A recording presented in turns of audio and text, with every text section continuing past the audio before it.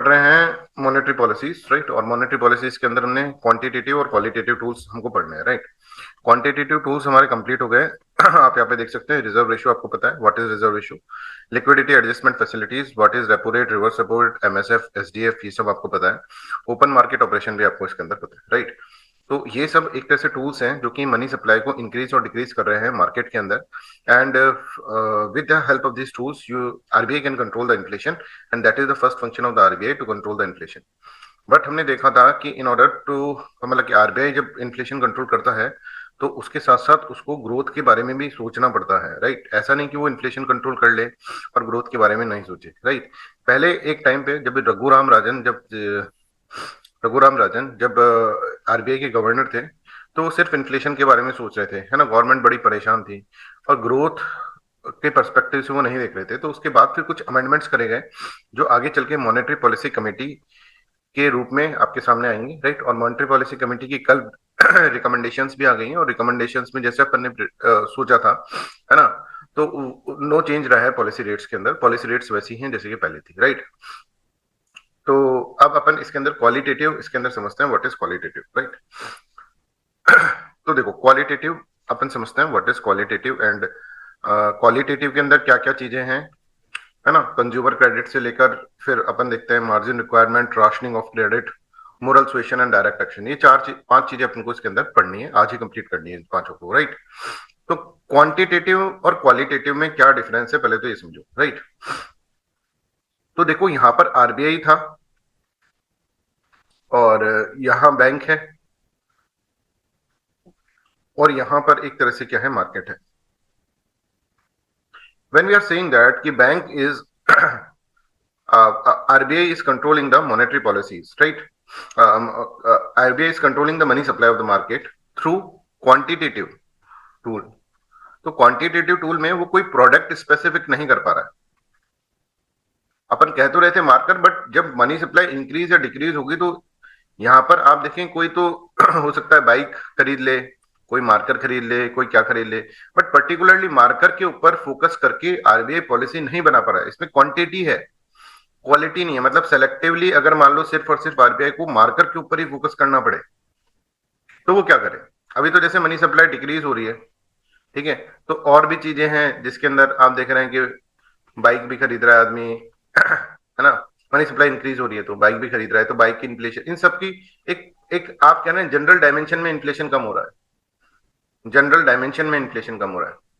But what about the कि अगर मान लीजिए एक पर्टिकुलर स्पेसिफिक कैटेगरी के अंदर आरबीआई चाहता है कि इन्फ्लेशन कम हो, सिर्फ उसी कैटेगरी में कम हो, तो फिर क्या हो। जैसे फॉर एग्जांपल मान लो कोई कार है, ठीक है, ये कार जो है वो बहुत ज्यादा फेमस हो गई, मान लो कार, राइट, है ना। और कार सेक्टर जो है वो बहुत ज्यादा आप देख रहे हैं कि बूम कर रहा है, मान लो, और उसके कारण प्राइस जो है वो इंक्रीज हो जा रही है क्योंकि डिमांड बहुत ज्यादा है कार्स की, तो प्राइस इंक्रीज हो जाएगी। तो अगर आप मॉनेटरी पॉलिसी को कम करते हैं, उधर रेपो रेट को कम करते हैं या फिर ऐसा कुछ करते हैं, सीआरआर, एसएलआर, तो ओवरऑल कार मार्केट पे इंपैक्ट नहीं पड़ेगा, पूरी इकोनॉमी पे इंपैक्ट कर देगा। आपको सिर्फ कार के बारे में सोचना है कि कार की डिमांड किसी तरह से कम हो जाए। तो रेपो रेट डिक्रीज करके तो कार एक पर्टिकुलर सेक्टर पे तो आप फोकस नहीं करते, वो तो पूरा सेक्टर इंपैक्ट होगा, फिर पूरी इकोनॉमी इंपैक्ट होगी। तो that's why it is known as quantity. Quantity में इंक्रीज हो रहा है, क्वांटिटेटिव, ठीक है। अब ये भी ध्यान से सुन लेना, because this is also not given in the books. ये भी बुक्स में नहीं दे रखा है, ये भी कहीं नहीं पढ़ाते हैं। तो क्वांटिटेटिव और क्वालिटेटिव में क्या डिफरेंस है, मैं इसलिए बोल देता हूँ बुक्स में नहीं दे रखा, कहीं नहीं पढ़ाते, क्योंकि इसके चांसेस फिर बढ़ जाते हैं यूपीएससी में आने के, है ना। तो क्वांटिटेटिव ये समझो बच्चों की, एक जब आप जनरल डायमेंशन में इकोनॉमी से डील कर रहे हैं, RBI is interacting with economy in general dimension, एक पर्टिकुलर सेक्टर स्पेसिफिक होकर आरबीआई नहीं कर रहा, then it is known as quantitative, जो अपन पढ़ चुके हैं। जैसे सीआरआर इंक्रीज या डिक्रीज करा तो ओवरऑल इंपैक्ट पड़ा इकोनॉमी में, सिर्फ और सिर्फ कार पे थोड़ी ना पड़ा। समझ में आ रहा है। अब मान लो उसको सारी इकोनॉमी ठीक ठाक रखनी है अपनी, बस कार के ऊपर इंपैक्ट पड़े, ऐसा कुछ करना है, फिर पॉइंटेड टू द कार, उसके हिसाब से मॉनेटरी पॉलिसी को, उसकी सप्लाई और उसका मतलब जो है इन्फ्लेशन को कम या ज्यादा करना है। बाकी इकोनॉमी ठीक चल रही है, अब वो अगर रेपो रेट कर देगा तो सारी इकोनॉमी गड़बड़ा जाएगी, तो उस पर्टिकुलर को कैसे फोकस करें, that is very important to understand. तो उसके लिए आरबीआई के पास कुछ टूल्स हैं, that is known as what, that is known as qualitative tools. Particular sector specific होकर जब आरबीआई मॉनेटरी पॉलिसी को यूज कर रहा है, मतलब पर्टिकुलर सेक्टर्स की इन इन्फ्लेशन को इंक्रीज या डिक्रीज करने के बारे में जब आरबीआई सोच रहा है, that is known as what, that is known as qualitative. Selectively कर रहा है आरबीआई, अब पूरी इकोनॉमी इंपैक्ट नहीं हो रही, पर वो पर्टिकुलर सेक्टर इंपैक्ट हो रहा है, that is known as what, qualitative. तो there can be a question, what is difference between quantitative and qualitative. तो you should be very clear about that कि क्वालिटेटिव इज सेलेक्टिव, जबकि quantitative is general dimensions के अंदर आप कर रहे हैं, इसमें किसी की भी हो सकती है। इसमें क्या है, पर्टिकुलर एक सेक्टर का, क्वालिटेटिव में पर्टिकुलर सेक्टर के ऊपर फोकस करके करा जा रहा है। अब सर ये कैसा टूल है भाई, ये कैसे कर सकते हैं लोग? तो इसके इसके अंदर तो आपको फिर समझना पड़ेगा कि कैसे ये कर सकते हैं, राइट। तो लेट्स अंडरस्टैंड दिस। इसके जो टूल्स हैं, दैट इज कंज्यूमर क्रेडिट। सबसे पहले कंज्यूमर क्रेडिट पढ़ते हैं, margin requirement, rationing of credit, model solution, direct action. सबकी सबकी कहानी है, सबकी सबकी कहानियां अपन को समझनी होंगी, राइट। तो सबसे पहले अपन चलते हैं कंज्यूमर क्रेडिट। कंज्यूमर क्रेडिट, चलो एक इंसिडेंट याद करो। मान लो कोई पड़ोस की जो आंटी है वो आपके घर पे आई और आपकी मम्मी से ऐसे बोला कि मेरे को ना कुछ पैसा चाहिए, बहन जी, बहन जी 1 लाख रुपए चाहिए, है ना। तो आपकी मम्मी कहेंगी कि मैं दे तो दूं, पर उनसे पूछना पड़ेगा और ऐसा ऐसा करके, है ना। आप कल आ जाना एक बार, है ना। वो कल आ रही है, राइट। बहन जी वो पूछा क्या आपने? तो हाँ उनसे पूछा मैंने, उन्होंने कहा कि ना थोड़ा ना गोल्ड रखवा लो, इनका गोल्ड रख लो, क्योंकि उनको, अब मेरे को तो भरोसा है बहन जी आप पर उनको तो आप जानती हो ना वो कैसे है। जबकि उसने पूछा ही नहीं, है ना। मम्मी जी ने पूछा ही नहीं है, राइट। खुद ही अपना दिमाग लगा रही है कि यार ऐसे होता है।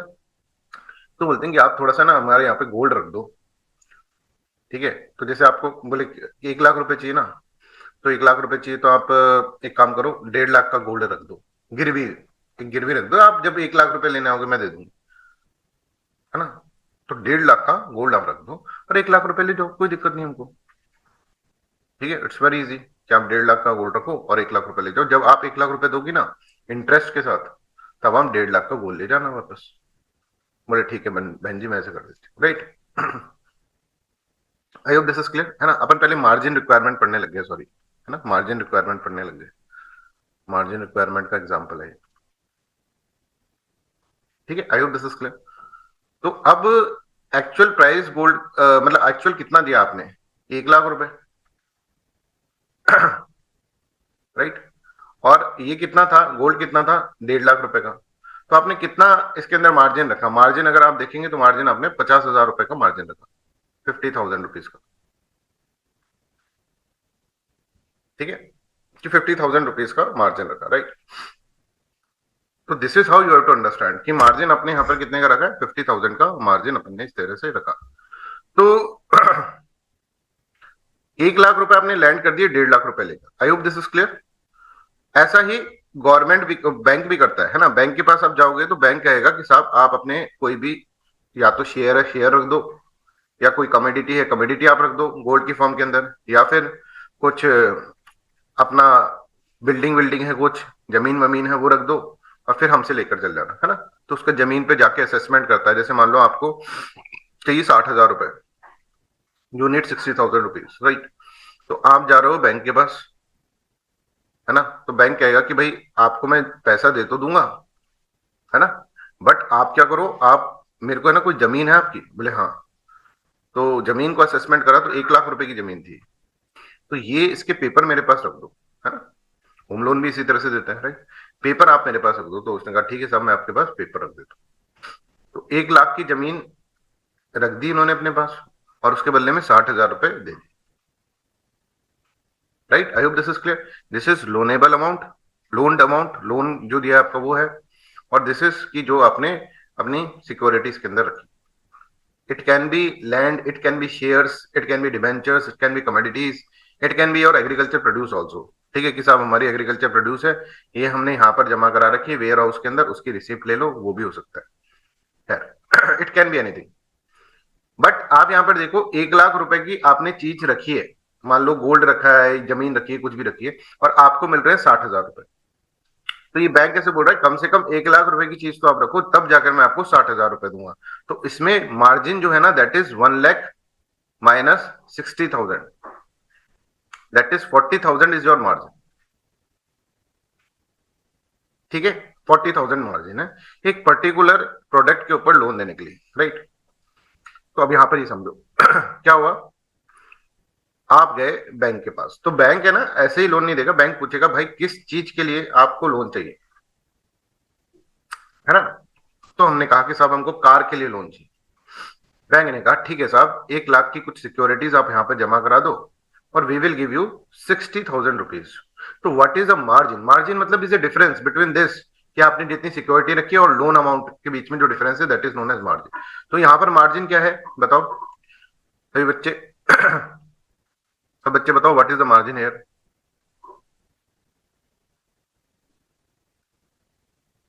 मार्जिन सर 40,000 है।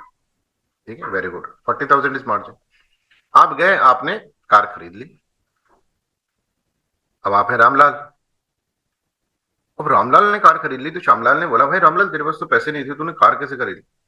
बोले यार कुछ नहीं था, 60,000 की कार आ रही थी, मैंने क्या करा, मैंने उसको बैंक को 1 लाख रुपए का सोना दिया और उसके बदले में उसने मेरे को 60,000 रुपए दे दिए, और अब जब मैं उसको 60,000 रुपए प्लस इंटरेस्ट चुका दूंगा तो वो मेरा सोना लौटा देगा। बोले अच्छा ऐसा है, तो श्यामलाल को भी कार खरीदनी थी, श्यामलाल ने भी खरीद ली। और ऐसे बहुत सारे लोगों ने, रामलाल ने सबको स्कीम बता दी और उसने सबने कार खरीदी और कार का प्राइस इंक्रीज हो गया। फिर मेरा अब आरबीआई को पता लगा भाई कार का प्राइस इंक्रीज हो गया, तो आरबीआई ने सभी बैंक्स को बुलाया चाय पे और बोला भाई अब से जो कार खरीदना है ना, उसको तुम दे तो देना भाई ऐसे मार्जिन रिक्वायरमेंट पे देते, पर उसका मार्जिन तुम बढ़ा देना। अब से कार जो भी खरीदेगा उसका मार्जिन जो होगा हो जाएगा 50,000। ठीक है, अब इन सब की बात सुनकर मोहनलाल जो था ना वो गया कार खरीदने। मोहनलाल ने कहा बैंक को कि साहब ये लो मेरा 1 लाख का सोना और मेरे को है ना पैसा दे दो, मेरे को कार खरीदनी है। तो बैंक उसको कितना पैसा देगा बताओ, आरबीआई की चाय पिलाने के बाद? Bank will give 50,000 only. तो फिर मोहनलाल कहेगा सर ये 50,000 क्यों दे रहे हो आप मेरे को? रामलाल को और श्यामलाल को तो हमने 60,000 दिया था, अब 50,000 में मैं कार कैसे खरीदूंगा सर? बैंक बोलेगा भाई ये सब चाय पीने से पहले की बात है, चाय पीने के बाद ये 50,000 हो गया मार्जिन, मार्जिन इंक्रीज हो गया। तो अब ये क्या सोचेगा मोहनलाल? मोहनलाल सोचेगा अरे यार इतने में तो फिर मैं नहीं कर पाऊंगा सर, मेरे पास तो 1 लाख का ही सोना था, मैंने कैसे इकट्ठा करा, तो I will not purchase the car. So when Mohanlal is not purchasing the car, price of car will increase or decrease? Decrease. तो देखो कैसे आरबीआई ने सेलेक्टिवली गेम खेल लिया, कार का प्राइस डिक्रीज करना था तो उसने कार के ऊपर जो भी, कार के लिए जो भी लोन लेने आ रहा है बैंक से, राइट, कोलेटरल रखकर, है ना, मार्जिन वाला डायमेंशन के अंदर, तो उनका मार्जिन बढ़ा दिया। ऐसे टीवी पे कोई इफेक्ट नहीं पड़ा, कंप्यूटर लैपटॉप पे कोई इफेक्ट नहीं पड़ा, बस कार का मार्जिन जो है वो कितना कर दिया इसने, 50,000। पहले 60,000 रुपीज मिल जाते थे 1 लाख की कमोडिटी रखने पे, अब 50,000 रुपीज ही मिल रहा। तो this is known as what, this is known as margin requirement. I hope this is clear. तो क्वेश्चन कैसे आएगा? क्वेश्चन ऐसे आएगा, when margin increases then inflation का क्या होगा? जब मार्जिन इंक्रीज कर देता है आरबीआई तो इन्फ्लेशन का क्या होगा? Inflation will decrease. ठीक है, इन्फ्लेशन क्या हो जाएगा? इन्फ्लेशन कम हो जाएगा,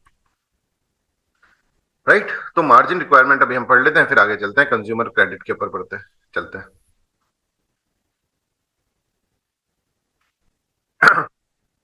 तो मार्जिन रिक्वायरमेंट क्या है आप यहां पर समझो।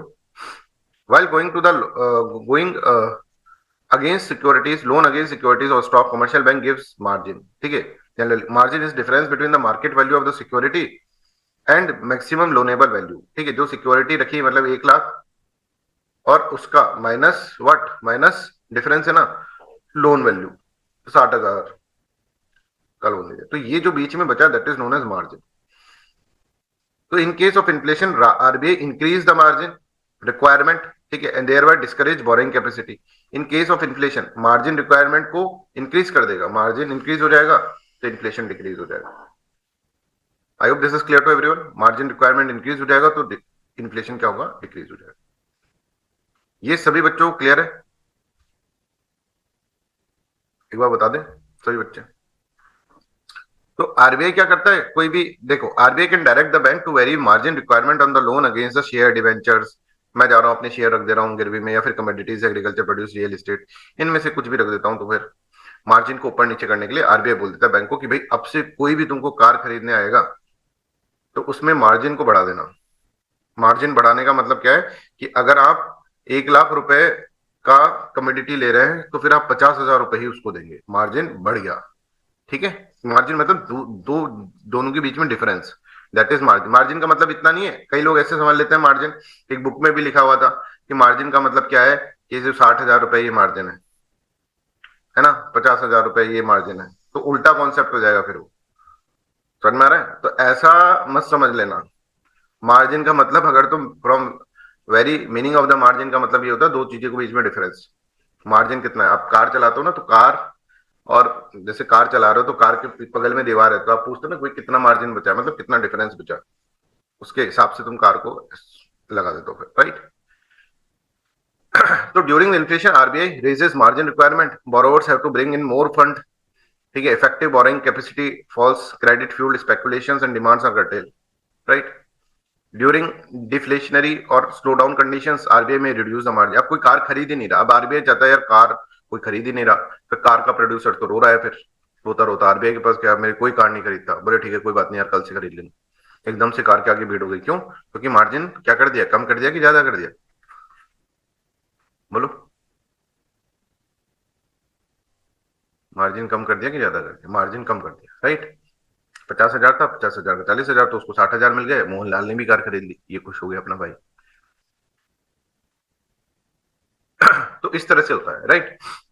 तो देखो, suppose the market value of the share is 1 lakh, if margin requirement is 40%, then bank can lend up to the 60%, 60,000। If RBI margin is 60%, bank can lend up to the 40,000। अब इसके ऊपर न्यूमेरिकल बना सकते हैं आराम से, शीट में आपकी दे रखा है न्यूमेरिकल। ठीक है, न्यूमेरिकल बना सकता हूँ ना कि अगर मार्जिन मार्केट वैल्यू इतना है तो बताओ कितना होगा, इस तरह के। और कहां से न्यूमेरिकल बनाएगा वो, इसी तरह से तो न्यूमेरिकल बनाया है उसने इस बार। यूपीएससी का ये समझ लेना, एक बार यूपीएससी क्या करता है, जैसे पहली पहली बार उसको कुछ चीज इंट्रोड्यूस करनी होती है ना, तो एक क्वेश्चन दे देगा उसका, या दो क्वेश्चन दे देगा मैक्सिमम। अगले साल पेपर में 5-6 क्वेश्चन दे देगा। मतलब आप देखो कि यूपीएससी का एक मतलब एक उसने मान लो कोई स्टेटमेंट वाले, रीजनिंग वाले क्वेश्चंस बना दिए इसके अंदर जनरल स्टडीज में, जैसे स्टेटमेंट 1, 2, 3 वाले पहली बार आए थे पिछले साल, पिछले से पिछले साल 2024 के अंदर। 25 में लो भाई भंडारा। जैसे only one, only two, only three वाले पहले नहीं आते थे, एक साल आए दो question only one, only two, only three वाले, तो बच्चों ने कहा यार ये कैसे क्वेश्चन। अगले साल लो भाई ओनली वन, हर क्वेश्चन में only one, only two, only three. फिर बच्चों ने कहा कि अरे भाई यूपीएससी ने तो इस बार क्या करा, वही हटा दिया, एलिमिनेशन करना ही हटा दिया। वो हिंट देता है यूपीएससी तुमको, अब उसमें न्यूमेरिकल की हिंट दे दी ना इकोनॉमिक्स में, अब दो न्यूमेरिकल दे दिए थे उसने, बहुत बड़े इजी थे, अपन ने तो कर ही रखे थे वो, है ना, 70 नंबर वाले लेक्चर में भी हो रखे हैं वो। बट अब देखना न्यूमेरिकल्स कितने आते हैं, 4 न्यूमेरिकल्स तो आएंगे ही आएंगे पक्का। कम से कम डबल तो करेगा ही, और बी प्रिपेयर फॉर दैट। ठीक है, चलो। तो I hope this is clear to everyone. कैसे क्वालिटेटिव हुआ ये समझ में आया सभी बच्चों को, है ना, मार्जिन रिक्वायरमेंट से ये समझ में आ गया, राइट। दूसरा जो है that is consumer credit, consumer credit. अब रामलाल वापस आ जाए, रामलाल, राइट। रामलाल ने क्या करा, रामलाल को फ्रिज खरीदना था, तो रामलाल फ्रिज खरीदने गया बैंक के पास। रामलाल बड़ा मतलब अवेयर्ड है, अवेयर्ड सिटीजन है, उसको सब पता है कौन सी पॉलिसी कौन सी स्कीम चल रही है। ये बैंक के पास गया, इसने बोला साहब मेरे को फ्रिज खरीदना है, मेरे को लोन चाहिए। ठीक है, तो बैंक ने बोला ठीक है लोन, पर सर मैं ना फ्रिज जो खरीदना चाहता हूँ ना, राइट।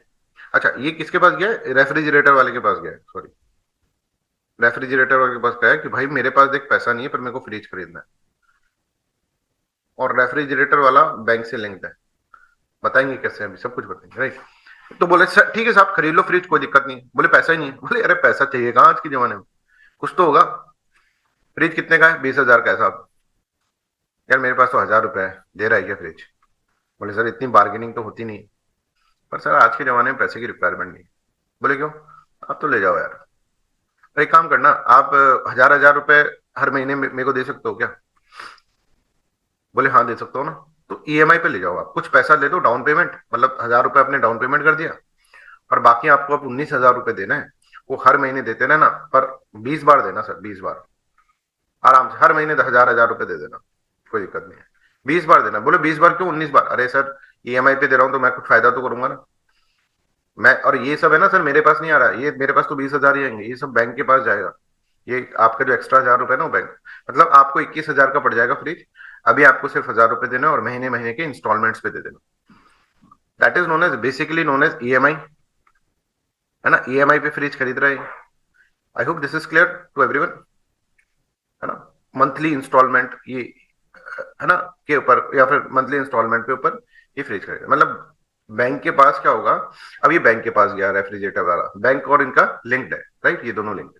इसने बोला साहब देखो ऐसा ऐसा रिक्वायरमेंट था, आपने कहा था कोई भी फ्रिज खरीदना है ना तो उसको ये ऑफर दे देना कि डाउन पेमेंट 1,000 रुपए करो, और उसके बाद 20 इंस्टॉलमेंट्स में आराम से आप बाकी का पेमेंट करो।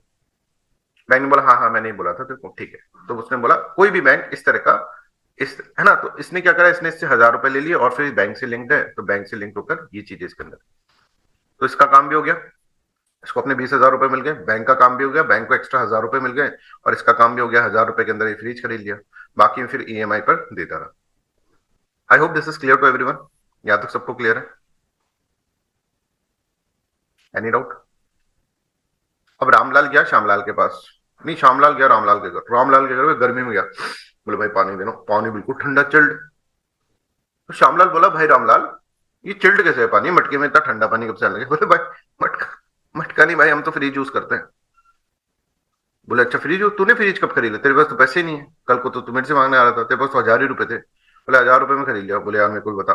उसने पूरी स्कीम बता दी इसको। श्यामलाल भी खरीद आया फ्रिज। अब ऐसे ही बहुत सारे लाल लाल लाल लाल खरीद के देंगे फ्रिज, तो फ्रिज का प्राइस बढ़ जाएगा, है ना? फ्रिज का प्राइस बहुत बढ़ जाएगा। फिर एक गरीब आदमी होगा, वो कहेगा साहब फ्रिज का प्राइस इतना बढ़ गया, आप कुछ करो आरबीआई। तो आरबीआई फिर सबको, बैंक को बुलाएगा वापस चाय पर। आरबीआई कहेगा देखो मान लो फ्रिज का प्राइस अभी 20,000 रुपए है, ठीक है? आरबीआई ऐसे कहेगा कि अब कोई भी है ना तुम्हारे पास और ऐसे बोले ना फ्रिज खरीदना है ना? कोई भी ऐसा है जो कि दुकानदारों के पास, और वो बोले फ्रिज खरीदना है, तो मेरे को एक सिस्टम बनाना है। बोले क्या? सबसे पहले तो उसको कहना साहब डाउन पेमेंट पे कम से कम 5,000 रुपए चाहिए, 5,000, ठीक है? और बाकी का जो पेमेंट है आपको 4 इंस्टॉलमेंट में पूरा करना पड़ेगा, ठीक है? अभी तो आप 5,000 रुपए जमा करा दो, और बाकी का पेमेंट 4,000 रुपए में आपको क्या करना पड़ेगा, आपको पे करना पड़ेगा। I hope this is clear to everyone, यहां तक सबको क्लियर है? Anybody has any doubt? तो अब बताओ मोहनलाल आएगा, चोट किसके साथ होती है? रामलाल श्यामलाल तो प्राइस बढ़ा देते हैं, चोट होती है मोहनलाल के साथ। अब ये बताओ मोहनलाल जब आएगा तो मोहनलाल कब खरीद पाएगा क्या? मोहनलाल तो 1,000 रुपए देगा, उसको 1,000 रुपए में बोला जमाने गए भैया, चाय पीने से पहले की बात है। तो उसको 5,000 रुपए देना, और मंथली इंस्टॉलमेंट्स भी आप 4 मंथ में पूरी की पूरी करनी है पे, मतलब बाकी के 16,000 रुपए उसको मंथली इंस्टॉलमेंट्स में देना है, और 4 महीने में देना, मतलब 4 4 हज़ार रुपए उसको देना है। तो बताओ क्या मोहनलाल फ्रिज खरीद पाएगा as per the present condition? क्या मोहनलाल फ्रिज, और अगर मोहनलाल फ्रिज नहीं खरीद पाएगा तो व्हाट विल हैपन? फ्रिज का प्राइस इंक्रीज होगा कि डिक्रीज होगा? डिक्रीज होगा। तो यहां से इन्फ्लेशन कंट्रोल कर लिया। अब मान लो फ्रिज का प्राइस बहुत डिक्रीज हो गया, फ्रिज का प्रोड्यूसर रोने लग गया, अब रोता रोता ये आरबीआई के पास चला गया। आरबीआई बोला भाई इतना भी क्यों हो रहा है? बोले कोई मेरा फ्रिज ही नहीं खरीद रहा, इतना महंगा हो गया, सब मटके खरीदने लग गए, है ना? इतना सस्ता हो गया, मतलब इतना सस्ता हो गया कि मेरे को, अच्छा ये कह रहा है इतना सस्ता हो गया कि मेरे को फ्रिज अब 10,000 रुपए में बेचना पड़ रहा है, जहां मैं पहले 20,000 में बेचता था अब 10,000 में बेचना पड़ रहा है, ठीक है? I hope this is clear. कोई मेरे को फ्रिज ही नहीं खरीद रहा है क्योंकि आपने फ्रिज के ऊपर ईएमआई इतनी सारी बढ़ा दी। तो आरबीआई कहेगा ठीक है भाई कोई बात नहीं, कल ये वापस बैंक को चाय पे बुलाएगा और बोल देगा आपको 500 रुपए भी देना तो भी उसको कह देना फ्रिज खरीद सकते हो, है ना? और इंस्टॉलमेंट कर दो 40 मंथ की इंस्टॉलमेंट। बस इंस्टॉलमेंट और डाउन पेमेंट को इंक्रीज और डिक्रीज करके इन्फ्लेशन को इंक्रीज और डिक्रीज कर सकता है RBI selectively, that is known as consumer credit. अब ये समझ में आ गया सब बच्चों को? प्लीज टेल मी वंस कि this is clear to everyone.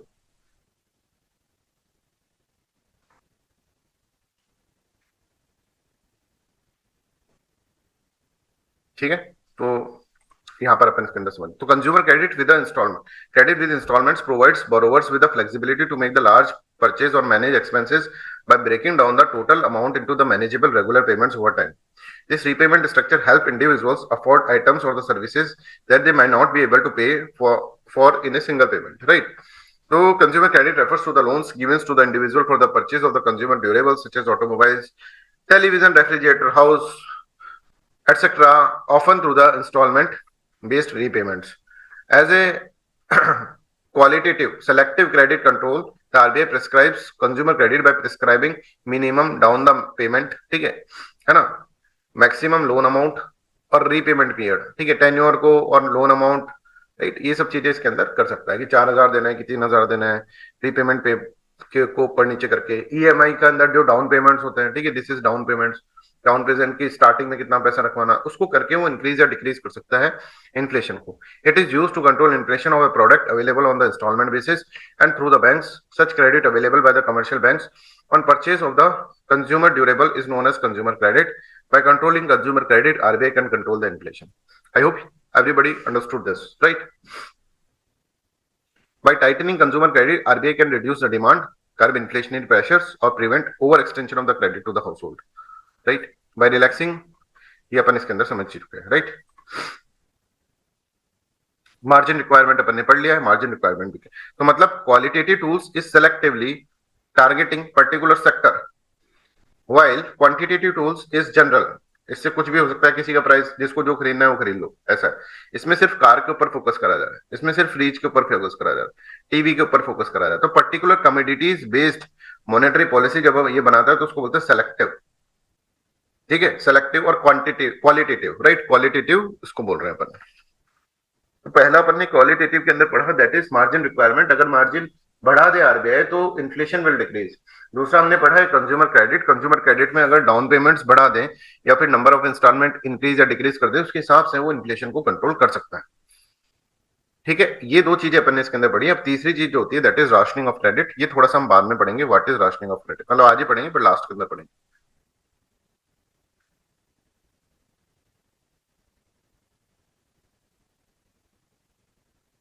Sir एक बैंक के पास जाएगा जो एक्स्ट्रा था, नॉट 1,000, बैंक, हाँ बैंक के पास आता है, हाँ, क्योंकि बैंक कितना दे रहा है ना, बैंक ही देगा वो उनको एकदम से बैंक पैसा दे देगा, राइट। उनका 20,000 का रिक्वायरमेंट खत्म, और जो बाकी का लोन है वो जो ईएमआई है वो क्या होता है, बैंक के पास जाता है। बैंक तो एक साथ उनको 20,000 रुपए दे देता है ना, कंपनी वालों को।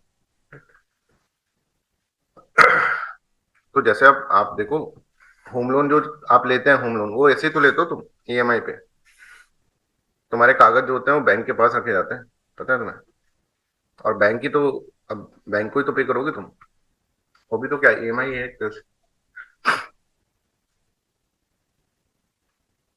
ठीक है। I hope this is clear. तो राशनिंग ऑफ क्रेडिट क्या है, ये राशनिंग ऑफ क्रेडिट अभी अपन पढ़ते हैं थोड़ी देर बाद, ठीक है। पहले हम ये पढ़ते हैं व्हाट इज मोरल सुएशन। तो मोरल सुएशन क्या है ये समझो। अब ये मोरल सुएशन उस तरह के बैंक है जो कि बी टाइप के बैंक है वो, राइट। हाँ, सिविल स्कोर, सिविल क्या होता है ये भी अपन इसके अंदर समझेंगे आगे चलकर, राइट। सिबिल, सिबिल नहीं होता, सिबिल होता है, CIBIL, राइट। चलो मोरल सुएशन क्या होता है समझो। अब बी जैसे बैंक है, अब बी जैसे बैंकों की आदत क्या है, ये शाणे हैं, ये आदत है सर इनकी, है ना, और ये भाई अपना आरबीआई है। तो आरबीआई जो है इस शाणे बैंक को सुधारना चाहता है पर ये सुधरेगा नहीं, है ना। ये आप देखो कितना पीट लिया इसको, मार लिया, पीट लिया, पर ये सुधरा नहीं, हमेशा फिर भी अपने, शाणा आदमी कभी नहीं सुधरता, उसको हमेशा नुकसान ही होता है। तुमको लगे ना कि हम बहुत ज्यादा, वाह यार हम देखो कितने इंटेलिजेंट है, नुकसान तुम्हें ही हो रहा है, ठीक है। तो हम कभी भी हम मतलब हम सभी, है ना, कभी भी इंटेलिजेंट बनने की कोशिश करते हैं ना, तो फिर who will bear the loss, कौन सा लॉस, बैंक और कंपनी, कौन सा लॉस, डीप। सर अगर कस्टमर ईएमआई ना पे करे तो ईएमआई उस ना पे केस में करे, जो लॉस, तो ऑब्वियसली उस बैंक, केस में जो लॉस होगा। अभी जैसे मेरा होम लोन चल रहा है, अगर मैं होम लोन लेकर भाग जाऊं लंदन, राइट, तो बैंक विल, बैंक के ऊपर है, बैंक जो होगा उसको दिक्कत होगी। समझ में? ईएमआई तुम देना बंद कर दो तो तुमसे कोई कंपनी वाला थोड़ा ना कहेगा, फ्रिज वाला थोड़ा ना कहेगा भाई तूने ईएमआई नहीं दी, राइट? आप बैंक से लिंक्ड हो गए फिर डायरेक्टली। चलो तो वो भी आपको ये बोलेंगे इस बैंक से हम आपको करवा देंगे, ईएमआई करवा देंगे, वो भी अपने ऊपर वो आपको बता रहे हैं कि साहब आपके पास कौन सा बैंक है, आपसे पूछेंगे ठीक है इस बैंक से हम करवा दें। तो चलो आरबीआई है। हाँ, आरबीआई भी जैसे आदमियों के लिए ऐसे बोल रहा है कि भाइयों सुधर जाओ, राइट, ऐसे मत करो। तो बी को तो समझ में नहीं आ रहा, ठीक है, बी बी तो आपको जानता है कैसे, तो आरबीआई ना डायरेक्टली बी को नहीं बोल के कभी कभार ऐसे मीटिंग के अंदर आ जाता है, कभी मीटिंग में बी भी बैठा है ना, और फिर आरबीआई कह रहा है कुछ बैंक ऐसी ऐसी हरकतें कर रहे हैं, कृपा करके वो बैंक ऐसी हरकत ना करें, है ना, आप लोगों से प्रार्थना है ना, कभी तो बी अपने आप को हीरो और समझ रहे हैं, भाई बी बोल रहे हैं बताइए किसके लिए, बोल हमारे लिए रहा है, राइट, है ना, हमारे लिए बोल रहे हैं, तुम सबको तो ऐसे बुलाया, मेरे बारे में बात हो रही है ना। तो कुछ कुछ ऐसे लोग ऐसे कर रहे हैं तो ऐसे मत करो, पिटिशन दे दी कभी, इसको इसको एक लेटर दे दिया कभी कि भाई देखो तुमने ऐसा ऐसा करा है, कृपा करके मत करो, प्लीज मत करो। अब इसको लग रहा है ये प्लीज बोल रहा है आरबीआई, बोले दिखा देखो झुका दिया ना आरबीआई। तो ना कभी स्पीच दे रहा है आरबीआई का गवर्नर, तो स्पीच में बिना नाम लिए ऐसे बोल दे रहा है कि देखो भाई ऐसे ऐसे मत करो, ये चीज अच्छी नहीं है, कुछ बैंक ऐसे कर रहा है, कुछ उसको लेटर दे दिए, कभी स्पीचेस के अंदर, कभी डिस्कशन हो रहा है तो कह दिया कि देखो ये बैंक ऐसा मत करो तुम। तो इसके भाई के भाव बढ़ गए, ये सोच रहा है कि यार देखो आरबीआई हमारे सामने प्लीज प्लीज करके, अरे यार तुम तो क्या बैंक हो, तुम तो ज्यादा ऑनेस्टी का पार्ट पढ़ते रहते हो, मैं देख कितना घपलेबाजी करता हूँ, आरबीआई रोज आके मेरे को प्लीज बोलता है, ये देख लेटर में क्या लिख रखा है ना, कि प्लीज भाई ऐसा मत करो, ये मत करो। आरबीआई को भाई मैं ही टैकल कर सकता हूँ, तुम लोग नहीं कर सकते। अच्छा, जब आरबीआई ये वाला स्टेप कर रहा है ना कि पर्टिकुलर बैंक, अब देखो यहाँ पे पर्टिकुलर बैंक को वो इंडिकेशंस दे रहा है कि प्लीज डू दिस, है ना, थ्रू द परसुएशन, परसुएशन कर रहा है और थोड़ा प्रेशर क्रिएट कर रहा है, पेपर वेपर लिखकर, लेटर वेटर लिखकर, ठीक है उसको, और इसको एक तरह से कम्युनिकेट कर रहा है कि भाई एक चीज गलत है प्लीज मत करो, पर RBI is not taking any action. तो इस स्टेप को अपन बोलते हैं मोरल सुएशन। अब ये क्या है, ये तो शायद है बी को लग रहा है कि आरबीआई झुक गया, देखो आरबीआई को झुका दिया मैंने, ऐसा ही हूं मैं आरबीआई रोज मेरे से प्रार्थना करता है, मैं नहीं कर रहा ये काम, तुम भी मत करो। अब ये लोग सोच रहे हैं कि भाई ये भाई कभी किसी दिन पकड़ में आ गया ना आरबीआई के, तो बोले रोज पकड़ता है मेरे को आरबीआई, भाई भाई कह के बात कर रहा है मेरे से, इसका अलग एटीट्यूड हो गया। तो आरबीआई ऐसे लोगों को जो कि नोटोरियस है, पहले एक तरह से मोरल सुएशन करता है, फिर एक दिन है ना इसका एक और लेटर आता है इसके पास, आरबीआई का, ये बोलता है देख फिर एक लेटर आया, पढ़ के सुनो, पढ़ता है, उसकी हवाइयां उड़ जाती हैं बी की, बोले भाई आपका लाइसेंस कैंसिल कर दिया बैंक का, कल से आप अपना बैंक आपका बंद। माय गॉड, सर ये क्या हो गया, अरे बाप रे, अब ये जाएगा भाग के भागा आरबीआई के पास। That step is known as direct action. जो आरबीआई पेनल्टीज इंपोज कर देता है, लाइसेंस कैंसिल कर देता है, ज्यादा नोटोरियस होते हैं, तो that is known as what, that is known as, क्या बोला जाता है उसको, इसको बोला जाता है डायरेक्ट एक्शन, क्या आरबीआई ने डायरेक्ट एक्शन ली। तो दो टर्म है, एक मोरल सुएशन, मोरल सुएशन का मतलब ये है कि it is combination of persuasion and the pressure that RBI use on the bank if they are not following the regulations. These methods are exercised through the discussion, meetings, speeches, letters, hints, and other form of the communication. हाथ जोड़ जोड़ के बात कर रहे हैं, right? Then comes the direct action. Under this, RBI can take the punitive action on their banks, ठीक है, which continue defy and moral advice, जो बहुत ही notorious है, and function against the depositors' interest. Such measures can be charging penalties, refusal of refinance by the central bank, even extreme steps like cancelling of the license, और ये सब चीजें कर सकते हैं। This is known as what, this is known as direct action. Direct action को मैं पढ़ाता हूं तो मेरे को एक तरह से रामायण का एक इंसिडेंट याद आता है, आप लोगों को पता ही होगा। तो जब राम जी जो होते हैं वो श्रीलंका जा रहे होते हैं, लंका में जाएंगे, तो बीच में एक सागर आता है ना, सागर आता है ना बीच में, राइट। तो अब सागर जो होता है वो हीरो बनता है, राम जी बोलते हैं कि जैसे राम जी आते हैं उनकी सेना यहाँ पर आ जाती है ना, तो यहाँ पर सागर है ना फ्लड्स ले आता है अपने इधर ना, ऐसे ऐसे हो जाता है लहरें। अब राम जी खड़े खड़े सोच रहे हैं यार इसको कैसे पार करें, तो राम जी इसके हाथ जोड़ के खड़े हैं कि यार सागर देवता प्लीज, और मेरी वाइफ को रावण उठा के ले गया, प्लीज मेरी हेल्प कर दो, अब प्लीज शांत हो जाओ थोड़ा, जिससे कि हम लोग इसके अंदर चले जाएं, बांध बांध बना लें और फिर चले। अब यहाँ पे पत्थर फेंकते, पत्थर उछल के ऊपर जाता है, फ्लड आ रही है, क्या करें, है ना। अब ये तो हीरो बन रहा है ना, ये तो हीरो बन रहा है कि भाई हम तो नहीं करेंगे। तो यहाँ पर फिर राम जी 3 दिन तक खड़े रहते हैं। चौथे दिन राम जी अपना बाण निकाल देते हैं और बोलते हैं मैं तेरे को पूरा सुखा दूंगा। तो वो आता है भागा भागा, है ना, वरुण देवता। वो बोलता है भाई माफ कर दो, मेरे मैं तो ऐसे ही कर रहा था, गलती हो गई, सॉरी, गलती की माफी कर दो, मेरे तो मुंह से निकल गई। राइट, ठीक है। तो बहुत ही अच्छे, मतलब ये बहुत ही अच्छी मेरे को उसका वो लगता है। और ये दिस इज वेरी प्रैक्टिकल, है ना। इनके अंदर बड़ी प्रैक्टिकली होती है कि विनय न मानत जल्दी, है ना, जड़ गए 3 दिन बीत। ऐसा होता है ना कि विनय ना माने, मतलब विनय मतलब प्रार्थना नहीं मान रहा है, ठीक है, और जल्दी जड़ गए 3 दिन बीत। राइट, तो फिर राम जो होंगे कोप के साथ, सकोप, राइट, बोले राम सकोप तब, भय ना, भय बिन ना होए प्रीत। मतलब आपको किसी को, है ना, ये this is very practical line कि आपने सुना भी होगा, भय बिन होए ना प्रीत। जब ऑपरेशन सिंदूर हुआ था ना, तभी भी इस लाइन को यूज करा गया था कि भय बिन होए ना प्रीत। और वेरी क्लासिकल लाइन, मतलब one of the very classical और प्रैक्टिकल लाइन। जब तक आप किसी को भय नहीं दिखाओगे ना, वो आपको टेकन फॉर ग्रांटेड ले लेगा। जब आप किसी के साथ गुडी गुडी हो रहे हो, तो प्रेम भी नहीं हो सकता उसमें, है ना। आप वन साइडेड प्रेम कब तक करते हो? जब आप भय दिखाओगे, समझ, थोड़ा भय भी होना चाहिए, तभी जाकर प्रेम होता है। तो भय के बिना प्रीत नहीं होती। प्रीत मतलब प्रेम। प्रेम में एक भय वाला एलिमेंट बहुत जुडिशियसली यूज करना पड़ता है हमको, तभी जाकर रिलेशनशिप कंटिन्यू हो पाता है। अगर भय ही नहीं है किसी चीज का, तो फिर चीजें नहीं होंगी। एक ना एक दिन फिर वो चीजें टेकन फॉर ग्रांटेड, जिसको अपन बोलते हैं, वो ले लेते हैं। राइट, तो भय बिन होए ना प्रीत is very important statement. You can write in the examination also, ऐसा कुछ नहीं है कि एग्जामिनेशन में भी लिख सकते हो। चलो अब क्वेश्चन करें इसके ऊपर। राशनिंग ऑफ क्रेडिट करते हैं अभी, उससे पहले क्वेश्चन कर लेते हैं।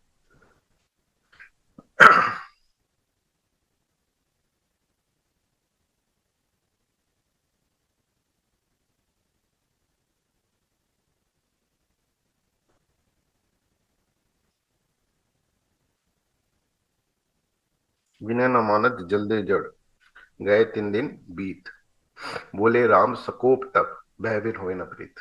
सकोप मतलब कोप के साथ, पहले विनय फिर कोप।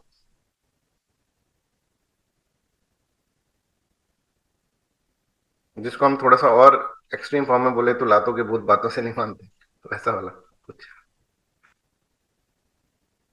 ठीक है, तो 24 का डी, 24D का मतलब margin requirement refers to the loan given by the commercial bank for the purchase of the consumer durable on the instalment basis. सब कुछ सही है, बस ये मार्जिन रिक्वायरमेंट नहीं होता, होता है consumer credit. Right, by controlling consumer credit inflation can be. अब एग्जाम में ये नहीं दिखता है, एग्जाम में होता है हाँ यार वही चीज है, नीचे कंज्यूमर क्रेडिट दिख जाता है, ऊपर पता नहीं, ऐसा हो जाता है एग्जाम के अंदर, है ना, अंडर प्रेशर। तो इसको ध्यान से देखा करो। D is the correct answer. Statement second is not correct, statement first is correct, second is correct. 24 का डी, है ना। नेक्स्ट करो।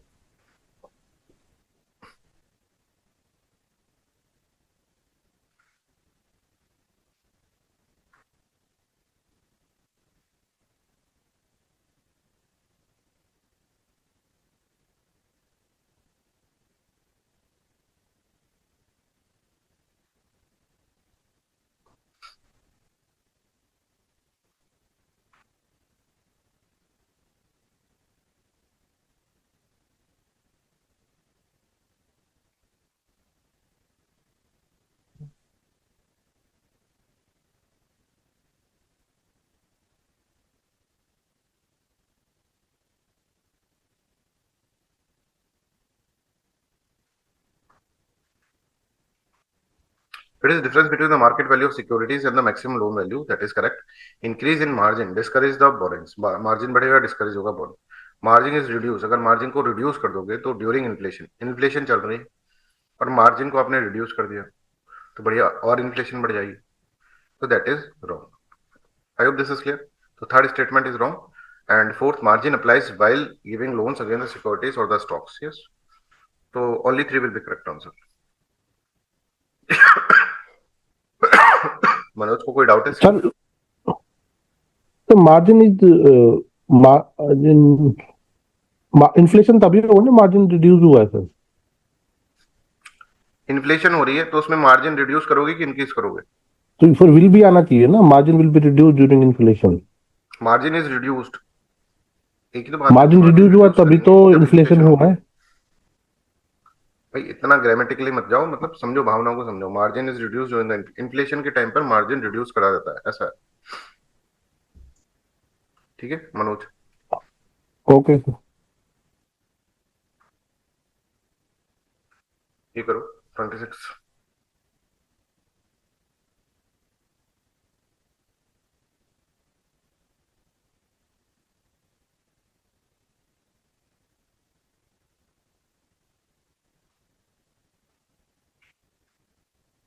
ठीक है, कौन सा क्वालिटेटिव है कौन सा क्वांटिटेटिव है, इसके ऊपर क्वेश्चन पूछा जाता है। कभी कभार हम यहाँ पर ये पढ़ लेते हैं और ये पढ़ लेते हैं, फिर चौदह फॉलोइंग मॉनेटरी पॉलिसी पढ़ लेते हैं इसको, और मार्जिन और ये सब तो 1 2 3 4 ऑल पे करे जाते हैं अपन। ठीक है, इसमें पूछ रहा है क्वालिटी, क्योंकि अभी तो अपन क्या कर रहे हैं, क्वालिटेटिव पढ़ा है, फिर अपन इसको अंदर कर रहे हैं। पर जब जनरल क्वेश्चन आता है जब थोड़े कॉन्सेप्ट भी अपने हिले हुए होते हैं, तो फिर ये होता है। राइट, अब अपन एक क्लास पढ़ लेते हैं, that is known as rationing of credit, जिसको हम बोलते हैं priority sector lending. Right, priority sector lending. अब प्रायोरिटी सेक्टर लैंडिंग क्या होता है, ये अपन इसके अंदर अंडरस्टैंड करते हैं। अब देखो भाई ये आरबीआई है, ये बैंक है, राइट। अब बैंक को मान लो, बैंक के अंदर टोटल टीडीटीएल जो है वो 100 रुपीज है, राइट। ठीक है, 100 रुपीज, तो क्या 100 का 100, अब तो आप समझ सकते हो, 100 का 100 ये बोरोवर्स को दे सकता है ये? अगर मैं पहले पहले दिन मैंने बोला था 100 रुपीज है, 100 इसने बोरोवर्स को दे दिया, तो क्या दे सकता है कि नहीं दे सकता 100 का 100? नहीं सर, नहीं दे सकता। क्यों? क्योंकि सर इसको कुछ सीआरआर में देना पड़ेगा आरबीआई को, और कुछ एसएलआर में, रिजर्व में अपने पास रखना पड़ेगा विद इट सेल्फ। तो सीआरआर फॉर एग्जाम्पल मान लो सीआरआर 4% है, और ये मान लो 18% है। तो मतलब सर इसका 22 रुपीज जो है ना, इसको रिजर्व में रखने पड़ेंगे, और बाकी का फिर ये बोरोवर्स को दे सकता है। तो 100 - 22, दैट इज 68 रुपीज ये बोरोवर्स को दे सकता है। सर 68 रुपीज दे देगा बोरोवर, राइट। अब बैंक ने कहा भाई अपन को 68 रुपीज है, इसमें ही अपन को मैक्सिमम बेनिफिट करना, राइट। तो बैंक के पास दो लोग आए खरीदने, राइट। एक आया रामलाल। रामलाल किसान था, एक छोटा किसान है। और एक बहुत बड़ा सेठ आदमी गांव का, वो आया, ये है मोहनलाल। अब बैंक के पास पैसा है, बैंक से रामलाल भी कह रहा है कि भाई 68 रुपीज मेरे को दे दे, मोहनलाल कह रहा है मेरे को दे दे। ठीक है, तो बैंक किसको देगा, मोहनलाल को कि रामलाल को? Anybody in the class? 78, 78, okay 78, 78 rupees Mohanlal को देगा कि रामलाल को देगा? सिचुएशन रिपीट करना सर, ये क्या सिचुएशन बोली आप? एक सेकंड, मैं एक बार, वो आप लोगों की आवाज नहीं आ रही, एक बार वॉल्यूम इंक्रीज कर दो।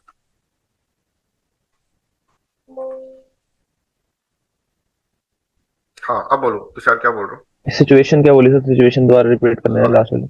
ये आरबीआई है, ये बैंक है साहब, ये रामलाल है। बैंक के पास कितना पैसा है? बैंक के पास 78 रुपीज है ना, बिकॉज सीआरआर एसएलआर। इसने 100 रुपीज दिया था बरोबर ने, इसको 78 ही बचा, क्योंकि सीआरआर एसएलआर में रखा है। और ये छोटा किसान है, बिल्कुल गरीब सा, ठीक है। ये कह रहा है कि साहब मेरे को दे दो 78 रुपीज। वहीं एक अमीर सेठ आदमी आता है ना, सेठ आदमी है, राइट। ये बोल रहा है कि साहब नहीं, मेरे को दे दो। ठीक है, तो बैंक किसको देगा, ये मेरा क्वेश्चन है। सेठ जी को दे देगा, राइट। क्यों दे देगा सेठ जी को? क्योंकि एक तो सेठ जी का पैसा वापस आ जाएगा, इसको लग रहा है। ये बोल रहा है गरीब किसान ही कल को पता नहीं आत्महत्या कर ले, तो इतना गरीब है ना। दूसरा ये है कि सेठ जी से हो सकता है वो इंटरेस्ट रेट ज्यादा मांग ले किसी चीज की, राइट। तो वो भी दे देगा, राइट, सेठ जी को कोई दिक्कत नहीं। तो यहां पर ये तो कभी डेवलप ही नहीं कर पाएगा। अब इनको ये पता था भाई, जो भी आरबीआई के पास रोता हुआ रहता है ना, आरबीआई उसकी बात सुनता है। ये रोने लग गया, ही स्टार्ट क्राइंग कि साहब क्या बैंकिंग सिस्टम चला रखा है आपने, गरीबों की कोई सुनता ही नहीं है, राइट। ऐसे तो हम कभी अमीर हो ही नहीं पाएंगे। उस आदमी ने मेरे सामने, मैं उसके पैरों में गिर गया साहब, मेरे सामने उसने उसको 78 रुपीज दे दिए, मेरे को 1 रुपए तक नहीं दिया उसने, पूरा का पूरा 78 किसको दे दिया? इसको ही दे दिया साहब। और आप कहते हो इस देश में इक्वलिटी है?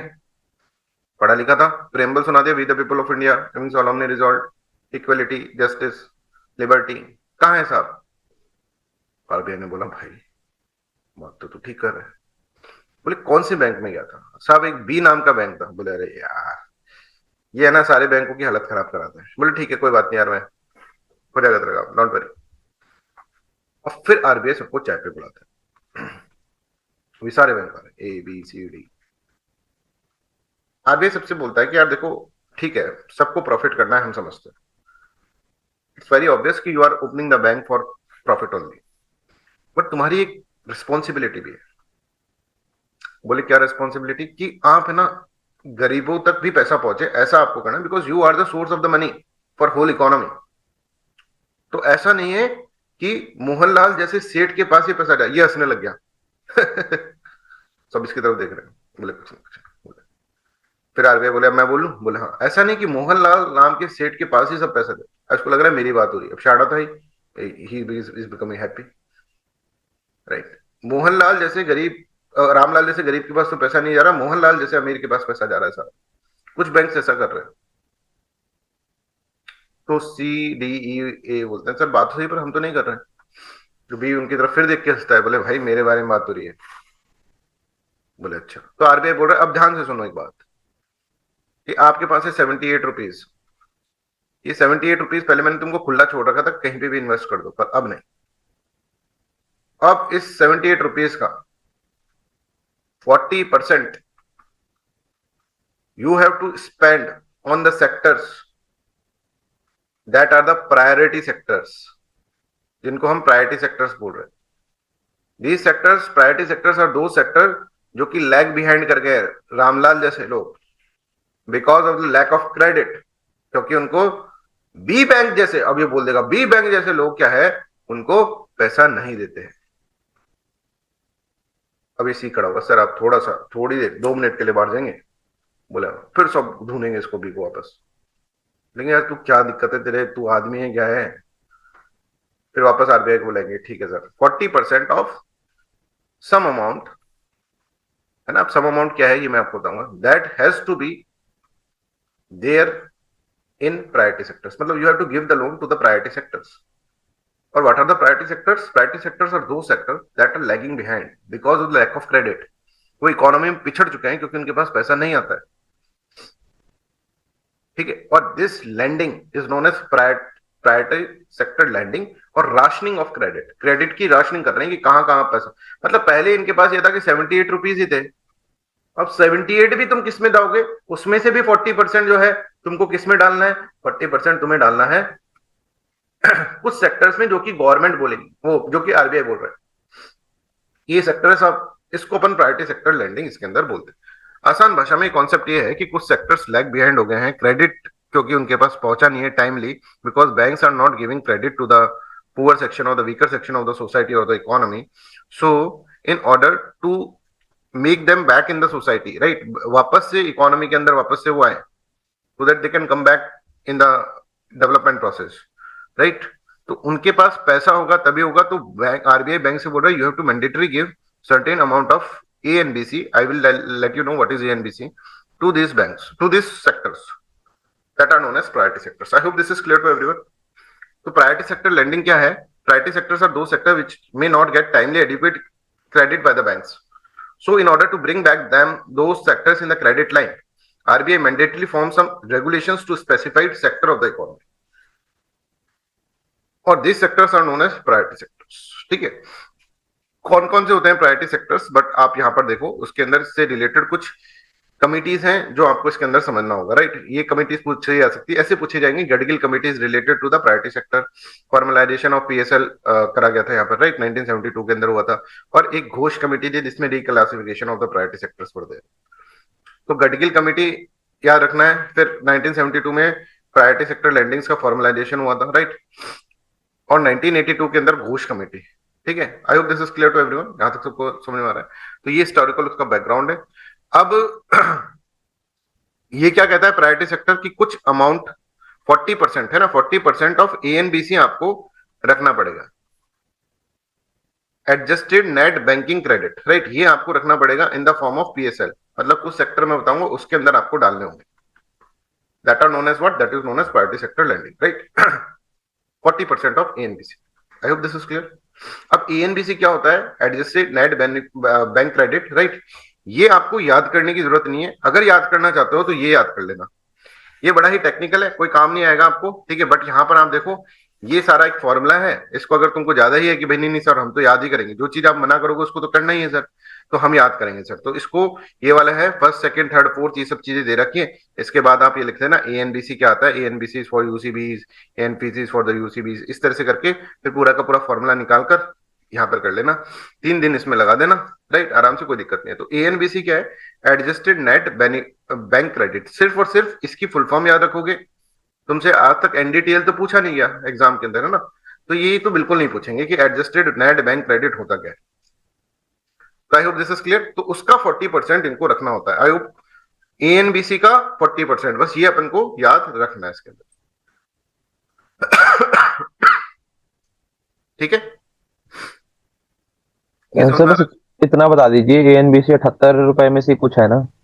हाँ हाँ, उसके अंदर से कुछ होगा, वो जो बचा हुआ है ना वो। और एग्जैक्टली अमाउंट तो फिर आप ये सब चीजें इसके अंदर देखना है, राइट। एग्जैक्टली अमाउंट मतलब जो रुपए बचे हुए, आप ऐसे समझ लो, जो रुपए बचे हैं उसको भी बैंक अपने हिसाब से इन्वेस्ट नहीं कर सकता, उसमें भी कुछ पैसा उसको प्रायोरिटी सेक्टर लेंडिंग के अंदर डालना होगा। जी सर। ठीक है, तो I hope this is clear to everyone. और वो प्रायोरिटी सेक्टर्स कौन कौन से हैं that we need to understand, ये प्रायोरिटी सेक्टर्स है, include the following category: agriculture, MSMEs, export credit, education, housing, social infrastructure, renewable energy and others. In priority sectors lendings के अंदर टाइम टू टाइम चेंजेस होते रहते हैं, but sectors मोर और less same रहते हैं। कभी अदर्स के अंदर जैसे डाल देते हैं कुछ और को, कभी weaker section of the society जो होता है अदर्स में भी weaker section of the society है उसके अंदर डाल देते हैं। तो ये जो है ना, इसके अंदर अपन क्या करते हैं, प्रायोरिटी सेक्टर्स को बोलते हैं, राइट। अब इसके कॉन्सेप्ट के ऊपर पहले हम क्वेश्चन पूछते हैं, फिर हम ये देखते हैं इसके अंदर भी निटी ग्रिटीज है, वो अपन इसके अंदर अंडरस्टैंड करते हैं। पर पहले कॉन्सेप्ट आपको समझ में आ गया कि ये इसके अंदर देख लेते हैं।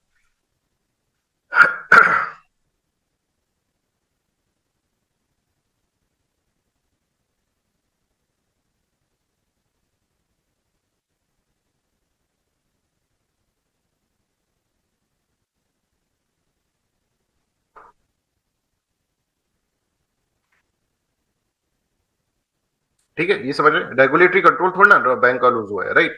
इवन पीएसएल के कारण तो रेगुलेटरी कंट्रोल जो है बैंक के ऊपर बढ़ा है, राइट। तो PSL is a form of rationing of credit, PSL ensure lending to the weaker section, that is correct, B will be the correct answer, right. इसका तो आंसर दे रखा है सी। और मैं इसको आगे की देख लेता हूँ, कहीं आगे मैं नहीं डाल रहा।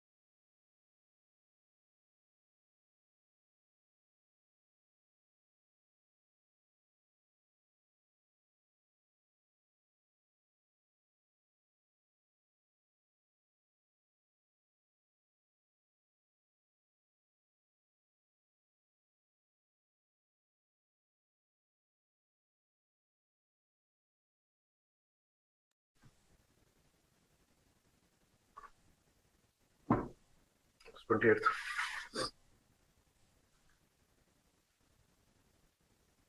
ठीक है, इसका सी है, विल बी करेक्ट आंसर। क्या गलत है क्या सही है इसमें ये बता दो थोड़ा, कौन सा स्टेटमेंट गलत लग रहा है आपको उसको।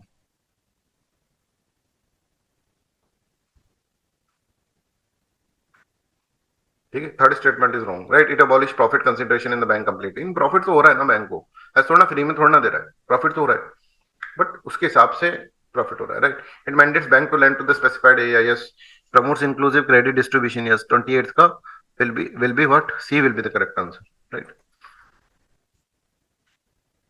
ये वाला correct 29th।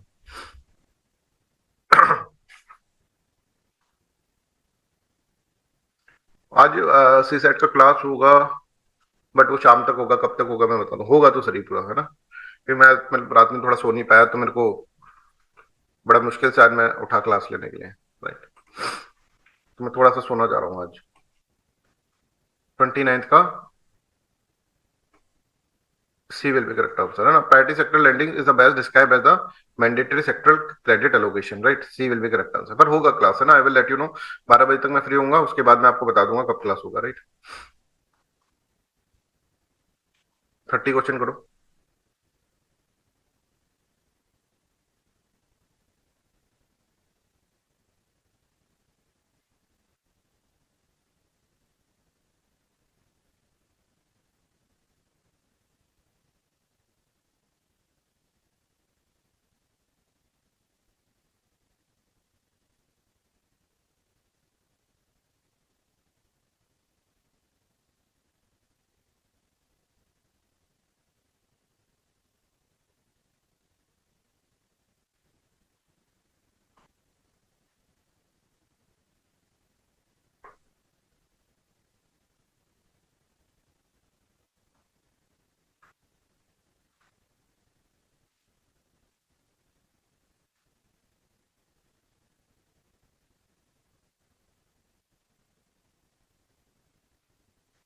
Haryana civil services के जो भी एग्जाम दे रहे हैं उनके लिए एक अलग से ग्रुप बना रहे हैं जिसमें आप लोग डिस्कस कर सकते हैं अपनी कुछ भी प्रॉब्लम्स, राइट?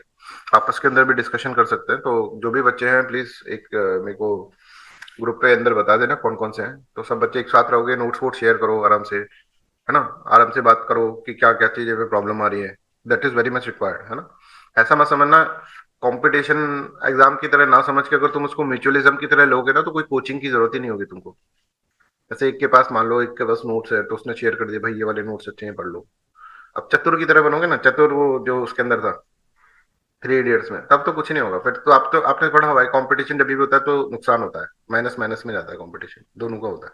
म्यूचुअलिज्म में प्लस प्लस होता है. तो सब हमारी गाइडेंस, मतलब मैं तो रहूंगा उसके ऊपर ग्रुप के ऊपर, बट मेरे को हरियाणा का इतना पता नहीं, जीके वीके का और ये सब चीजें, ठीक है. बट मैं भी हेल्प करता रहूंगा जितना आप कुछ आप लोगों को करना है तो आपस के अंदर मदद कर सकते हो एक दूसरे की, है ना. और करना चाहिए आप लोगों को, एज ए गुड पर्सन भी करना चाहिए. तो आपस के अंदर किसको क्या पता है, किसको कुछ अच्छी चीज पता चल गई हो तो ऐसा कर दो. जैसे कि आपस के अंदर जितना आप करोगे, और ऐसा मत सोचना प्लीज, ये सोचना बहुत ही गलत. पहले मैं भी ऐसा सोचता था कि इसको नोट्स नहीं दूंगा तो ऐसा हो जाएगा, है ना. उसको नहीं दूंगा, किसी जिसका होना होता है वो होगा, राइट. जहां पर होना होगा वो होगा. ये तो अपन तो बस जैसे कठपुतलियां हैं, राइट. अपने ऊपर थोड़ी ना ये सब कुछ चीजें अपने ऊपर डिपेंड ही नहीं होती. आपका कोई बहुत बड़ी चीज थोड़ी ना है एग्जाम क्लियर होना. भगवान के लिए सोच कर देखो, भगवान को इतनी सारी चीजें करनी है वो, मतलब. पर एवरीथिंग ऐसा नहीं कि भाई हमने ऐसा कर दिया तो ऐसा हो जाएगा, ये ऐसा हो जाएगा, ऐसा नहीं. एवरीथिंग इज, मेरे को तो ऐसा लगता है from very beginning, I am having a firm believe in this कि everything is predetermined. Most of the things आप बोल सकते हैं, एवरीथिंग तो बड़ा एक्सक्लूजनरी स्टेटमेंट हो जाएगा. तो most of the things are predetermined. Your karma is also important but most of the things are predetermined. जो बड़ी बड़ी चीजें होती है लाइफ में वो तो प्री डिटरमाइंड होगी. ऐसा. हाँ, और शेयरिंग इज केयरिंग वो वाला कॉन्सेप्ट बड़ा सही है कि आपको देना ही होगा, और आप देने के, आपका हाथ हमेशा ऐसे देने के उसमें ही रहना चाहिए, राइट, है ना. तो आप जब जब भी एक अच्छे बीइंग की तरह, और सिविल सर्विसेज के अंदर जाने का भी आपका यही पर्पस होना चाहिए, ठीक है. I don't know what is the purpose, but ये होना चाहिए कि हाँ भाई आपको किसी को सेवा करनी है, सेवा भाव से जाना चाहिए. तो वो अभी से अगर ऐसे कंपटीशन रखोगे तो फिर दिक्कत होगा, राइट. कॉम्पिटिटिव एग्जाम है बट उस कॉम्पिटिटिव एग्जामिनेशन को आप म्यूचुअलिज्म के थ्रू सभी क्लियर कर सकते हैं. तो ग्रुप बना देंगे, आप सब मेरे को बता देना कौन कौन बच्चा एससीएस का दे रहा है, और सभी दो ना, क्यों नहीं दे रहे. एससीएस का तो पूरा पैटर्न यूपीएससी का हो गया. Why you are not giving the exam. और जो सभी है सभी दे सकते हैं तो सभी दे दो, क्या दिक्कत है. प्रीलिम्स में तो पढ़ ही लिया हो ना. अब प्रीलिम्स के अंदर इतनी अच्छी प्रिपरेशन और होगी थोड़ी ना होगी. तो यू हैव एन एज, और तब तक तो अपन और भी चीजें पढ़ लेंगे. यस, तुम्हें देना चाहिए तुषार, यही मैं बोल रहा हूँ. क्या है देने में, क्या दिक्कत है. मत करना थोड़ा, हरियाणा के बारे में थोड़ा सा पढ़ लोगे और वो ये सब बच्चे ग्रुप में बैठोगे ना तो क्वेश्चंस आपस में पूछते रहना, देखो ये इस क्वेश्चन का आंसर बताओ, तो वैसे ही याद हो जाएगा. जितना ज्यादा ग्रुप में इंटरेक्टिव रहोगे इस वाले ग्रुप के अंदर, यार ऐसा है, ये वाले नोट्स है मैंने पढ़े हैं, इसके अंदर मैंने नोट्स बना लिए, ये वाले किसी और ने को लेना है तो रख लो, है ना. जैसे बजट किसी ने कर लिया, है ना, उसका कुछ हरियाणा के जीके का कुछ कर लिया, ज्योग्राफी किसी ने कर लिया, हिस्टोरिकल डायमेंशन हरियाणा का किसी ने कर लिया, तो वो दे दो. तो तुमको ज्योग्राफी मिल जाएगा, तुमको ऐसा मिल जाएगा, ऐसे करके ही हो ही जाएगा. कब हो जाता है ना. और पर मन साफ रखना पड़ेगा सबको, राइट. जो भी उस ग्रुप को ज्वाइन कर, ऐसे नहीं बस ले लूं ले लूं ले लूं, दू नहीं कुछ, ऐसा नहीं. तो आपस के अंदर देखना कैसे हम मिलकर कितनी बड़ी बड़ी चीजें कर सकते हैं आपस के अंदर. पर थोड़ा सा तुम्हें, और भाई मेरे स्टूडेंट हो तो कम से कम ये तो होना चाहिए कि तुम्हारा मोरल कैरेक्टर, मोरल डायमेंशन में तुम थोड़े ठीक हो। कुछ बच्चे तो फिलोसफी के भी हैं, कुछ बच्चे एथिक्स भी पढ़े हुए हैं, उसके बाद भी तुम ऐसे छोटी सोच रखोगे तो फिर दैट इज नॉट राइट, है ना। कोई मतलब मेरे लिए ऐसा होगा कि भाई मेरे स्टूडेंट तो कम से कम जो मेरे से इंटरेक्ट कर रहे हैं काफी अच्छे मोरल डायमेंशन में चले जाएं, जो उनके मिथ्स हैं, जो उनके अंदर इविल्स जनरेट हो रखे हैं, ठीक है, वो सब चीजें भूल कर फिर उस तरह से आए। तो इट्स वेरी गुड अप्रोच कि आप सब लोग मिलकर प्रिपरेशन करो ना, सारे स्ट्रांग बच्चों, सारे अच्छे बच्चों, सारों का लेवल एक जैसा ही है, कई तो बहुत स्ट्रांग है, ठीक है। तो ये भी एक अप्रोच हो सकता है, आप एक बार ट्राई करके देखिए। तो जो भी दे रहा है, और सब बच्चे दो, मेरे हिसाब से तो सबको देना चाहिए। एक अलग से ग्रुप बना देंगे अपन, मेरे को भी कुछ मटेरियल मिलेगा या फिर मैं भी उसके अंदर कुछ ऑडियो उसके अंदर, या आपके मटेरियल पढ़ के आपसे ही क्वेश्चन पूछ लूंगा, ऐसा भी कर सकते हैं। सब बच्चे दो, जिनको भी मतलब कोई से भी स्टेट के हो, सबको देना चाहिए। और HCS is a good examination with respect to the IAS, क्योंकि आईएएस की जैसे ही तो उसका पैटर्न है। एक ये है कि एमपी और एचसीएस का एग्जाम, एमपी पीसीएस और एचसीएस का एग्जामिनेशन एक दिन पे ही हो रहा है। ये कंफ्यूजन हो सकता है आपको, देना ही नहीं देना इसमें कंफ्यूजन नहीं हो सकता, राइट। देना ही है, सभी बच्चों को देना है। अब फिर तुमको क्या लगता है, बहुत हाई चांसेस जो है कि आप, ऐसा लग रहा है आपको कि आईएएस ही बन जाएंगे, फिर भी दो। तो हमारा बैकअप प्लान हमेशा होना चाहिए, और एक बैकअप नहीं होना चाहिए, बैकअप 1 खत्म हो जाए तो बैकअप 2 शुड बी देयर, नहीं तो बहुत मुसीबत है। हमने कभी आरएस का एग्जाम नहीं दिया, तो हमें लगता है कि यार ठीक है अभी भी दे सकते हैं, पर ठीक है अब क्या देना है, अब तो इसी चीज के अंदर आ गए, तो अभी हम भी एचसीएस का दे सकते हैं, आरएस का दे सकते हैं, इनका दे सकते हैं। पर अब इच्छा खत्म हो गई है ना, इच्छा शक्ति भी एक होनी चाहिए। अब तुम लोगों को पढ़ाने की इच्छा ज्यादा होती है, खुद पढ़ने की इच्छा कम होती है किसी एग्जाम के लिए, that is two different things. ठीक है। तो अभी आप लोग क्या करें, अभी आप प्रिपरेशन कर रहे हैं, प्रिपरेशन मोड में है, तो 2 एग्जाम सारे देना चाहिए, एक प्रैक्टिस ही हो रहेगी भाई। और देखना इसके अंदर जो क्वेश्चंस होंगे वो यूपीएससी लेवल की, यूपीएससी के प्रीवियस ईयर के क्वेश्चंस आएंगे सारे, मैं बता रहा हूँ। 30% से ज्यादा तो यूपीएससी के प्रीवियस ईयर के क्वेश्चन इधर उधर होकर कुछ होगा। हाँ, तुम लोग चंडीगढ़ वालों को तो देना चाहिए, चंडीगढ़ वालों को तो देना चाहिए भाई, वो तो आसपास ही। राजस्थान वाला, यूपी वाला उधर जाएगा, तो दैट इज डिफिकल्ट। आप चंडीगढ़ के होके नहीं दे रहे, दैट इज नॉट। ये हो गया क्वेश्चन। अच्छा, ये अच्छा क्वेश्चन है, priority sector lending reallocates bank credit. अब देखो ऐसा समझो, यहाँ पर आरबीआई है, बैंक है, बैंक के पास कितने रुपीस थे देने के लिए, 78 रुपीज। अगर प्रायोरिटी सेक्टर नहीं होता तो भी ये मनी सप्लाई तो 78 तो डाल ही देता ना मार्केट में, ठीक है। किसको डालता that is different thing, but 78 तो डाल ही देता, तो मनी सप्लाई तो आज भी 78 है, प्रायोरिटी सेक्टर लैंडिंग के बाद भी 78 होगा, है ना। जस्ट रीडिस्ट्रीब्यूशन हुआ है ना इसका, मनी सप्लाई तो इतना ही है, तो मनी सप्लाई तो इंक्रीज या डिक्रीज नहीं हुआ। हाँ, ये कहा था कि रीडिस्ट्रीब्यूट करता है 78 रुपए को, रीडिस्ट्रीब्यूशन हो रहा है, पर 78 जो है वो तो 78 ही रह रहा है ना। प्रायोरिटी सेक्टर से लैंडिंग से 78 80 तो नहीं हो गया, तो इसलिए इंक्रीज, मनी सप्लाई इंक्रीज कर रहे हैं नहीं। हाँ, मनी सप्लाई पर्टिकुलर सेक्टर्स के अंदर, प्रायोरिटी सेक्टर्स में इंक्रीज कर रहे हैं, हाँ दैट इज करेक्ट। तो third statement is wrong, only one of the second and third statement is right, and it explain the first statement. I hope this is clear, जिसने भी गलत करा इसको। चलो अब हम थोड़ा सा आगे पढ़ते हैं, इसके अंदर थोड़े से रटने की चीजें हैं, वो रटना है अपन को, राइट। और ये लेटेस्ट है, प्लीज ट्राई टू अंडरस्टैंड, कोई भी पुरानी चीज मत पढ़िएगा। ये लेटेस्ट, पता है कितना लेटेस्ट है, मार्च 2020, ये सॉरी जनवरी 2026, इतना लेटेस्ट है। 19 जनवरी 2026 में लिख भी रखा हूँ, समझ में आ रहा है। तो 19 जनवरी 2026 से पहले कुछ और था यहाँ पर, राइट। यहाँ पे जैसे 75% था, ठीक है ना। इसमें काफी चेंजेस आए चीजों में, राइट। तो हमें ये देखना है कि भाई जो लेटेस्ट है वो अपन को पढ़ना है। तो यहाँ पर देखो 40% ऑफ एएनबीसी, ये क्या है, 40% ऑफ एएनबीसी इसके अंदर करना है, राइट। यहाँ पे लिख रखा है 40% ऑफ एएनबीसी, राइट। ये क्या लिख रखा है, domestic commercial bank, domestic commercial bank जिसमें आरआरबी और एसएफबी के लिए अलग रूल है। तो कितना करना है साहब, 40% करना है। ये देखो इसको भी foreign banks, domestic commercial banks and the foreign banks with 20 branches and above. अब एक फॉरेन बैंक है जिसकी 20 ब्रांचेस से ज्यादा है, तो उसको कोई दिक्कत नहीं होगी ना। अगर 20 ब्रांचेस से कम होती है तो उसको दिक्कत होती है, यार कहाँ प्रायोरिटी सेक्टर के अंदर डालूं, है ना, किस में डालूं, कैसे डालूं, कहाँ ढूंढूं प्रायोरिटी सेक्टर्स को, एग्रीकल्चर वाले को कहाँ ढूंढूं, एमएसएमई को, 20 ही तो मेरी ब्रांच है टोटल। तो 20 से ज्यादा वाली ब्रांच जो है उसको तो 40% करना है, 20 से कम वाली ब्रांच को भी 40% करना है। पहले 32% करना होता था, 40% करना है। बट इसमें से 32% जो होगा ना, वो किस में इन्वेस्ट कर सकता है? He can invest in the export वाले सेक्टर के अंदर। फॉरेन बैंक है ना, तो एक्सपोर्ट वाला इजिली। बाकी का 8% उसको किसके अंदर कर देगा? और के अंदर कर देगा, राइट? कोई और प्राइवेट सेक्टर के अंदर कर देगा।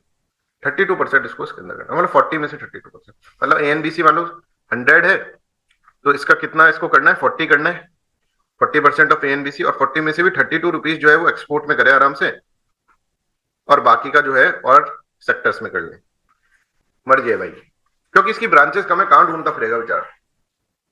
रीजनल रूरल बैंक्स क्या होते हैं? अभी अपन टाइप्स ऑफ बैंक पढ़ेंगे जब पढ़ेंगे। अभी ये समझ लो रीजनल रूरल बैंक को थोड़ा सा ज्यादा करना पड़ता है, गरीबों का है ना ये बैंक, नहीं तो 75% ऑफ एएनबीसी।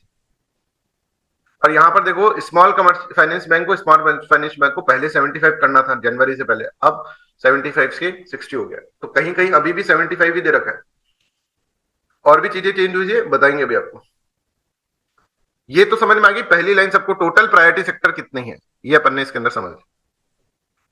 अब क्या होता है? एक और लफड़ा हो गया साहब। क्या लफड़ा हो गया? लफड़ा कुछ ऐसा हो गया सर कि ये बैंक था, इसने सोचा ठीक है भाई, ये कह रहा है ना मेरे को कि 40% मेरे को इसमें करना है, 40% मेरे को प्रायोरिटी सेक्टर में दे रखा है। इसमें एक प्रायोरिटी सेक्टर एग्रीकल्चर भी है और एक प्रायोरिटी सेक्टर एक्सपोर्ट वाला भी है। तो इसके पास एक एक्सपोर्ट वाला है, ठीक है। इसको मतलब एनबीएफसी इसका 100 रुपीज है, 40 रुपीज को दे, और एक आएगा वही गरीब किसान रामलाल, ठीक है। और ये एक्सपोर्ट वाला है, जो एक्सपोर्ट कर रहा है तो मतलब अमीर ही आदमी होगा। 40 रुपीज देना है। इसने कहा कि ठीक है, मेरे को तो ये बोला है 40% मेरे को एक तरह से प्रायोरिटी सेक्टर्स में डालना है, ये प्रायोरिटी सेक्टर्स के अंदर है ना, कि एग्रीकल्चर एक्सपोर्ट है, इस तरह से। तो अब बताओ ये रामलाल को पैसा देगा कि, फॉर एग्जाम्पल मान लो ये इसका नाम रख लेते हैं अपन, पीटर। पीटर को पैसा देगा, 40 रुपीज देना है इसको, दोनों 40 रुपीज मांग रहे हैं।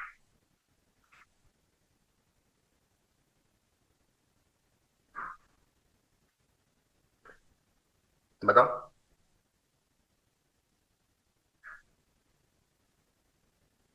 ये जो 100 है ये 78 को रिप्रेजेंट कर रहा है ना अभी, ये टोटल अमाउंट को रिप्रेजेंट नहीं कर रहा ना। एन एन एन बी को रिप्रेजेंट कर रहा है, पर फिर वो कैलकुलेशन आड़ 78% का 40% कह देता मैं निकालने के लिए, तो प्रॉब्लम होती। नहीं, बस रिप्रेजेंट कर रहा है। तो मतलब ये 40 रुपीज देने पीटर को देगा कि रामलाल को देगा? इतना लेट क्यों कर रहे हो भाई, जल्दी से बता दो।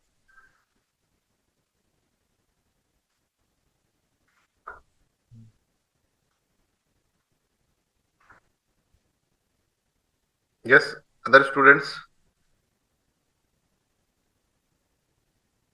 क्या टाइप नहीं हो रहा, क्या चक्कर है भाई, या मेरे पास नहीं आ रहा, या हाथ ठंडे पड़ गए तुम्हारे, अकड़ गए हाथ सर, लिखा ही नहीं जा रहा। पीटर को देगा, right? I hope this is clear. It will give to the Peter obviously. तो रामलाल स्टार्ट कराई अगेन। रामलाल जाएगा, भाई ये क्या लगा रखा है आपने, कहा था सही हो जाएगा सब कुछ। तो आरबीआई बोले हुआ नहीं क्या सही? बोले नहीं। वो बी बैंक वाला तो सर नहीं दे रहा है, सी बैंक वाले ने दिया, पर बी बैंक वाला तो स्टिल नहीं दे रहा है।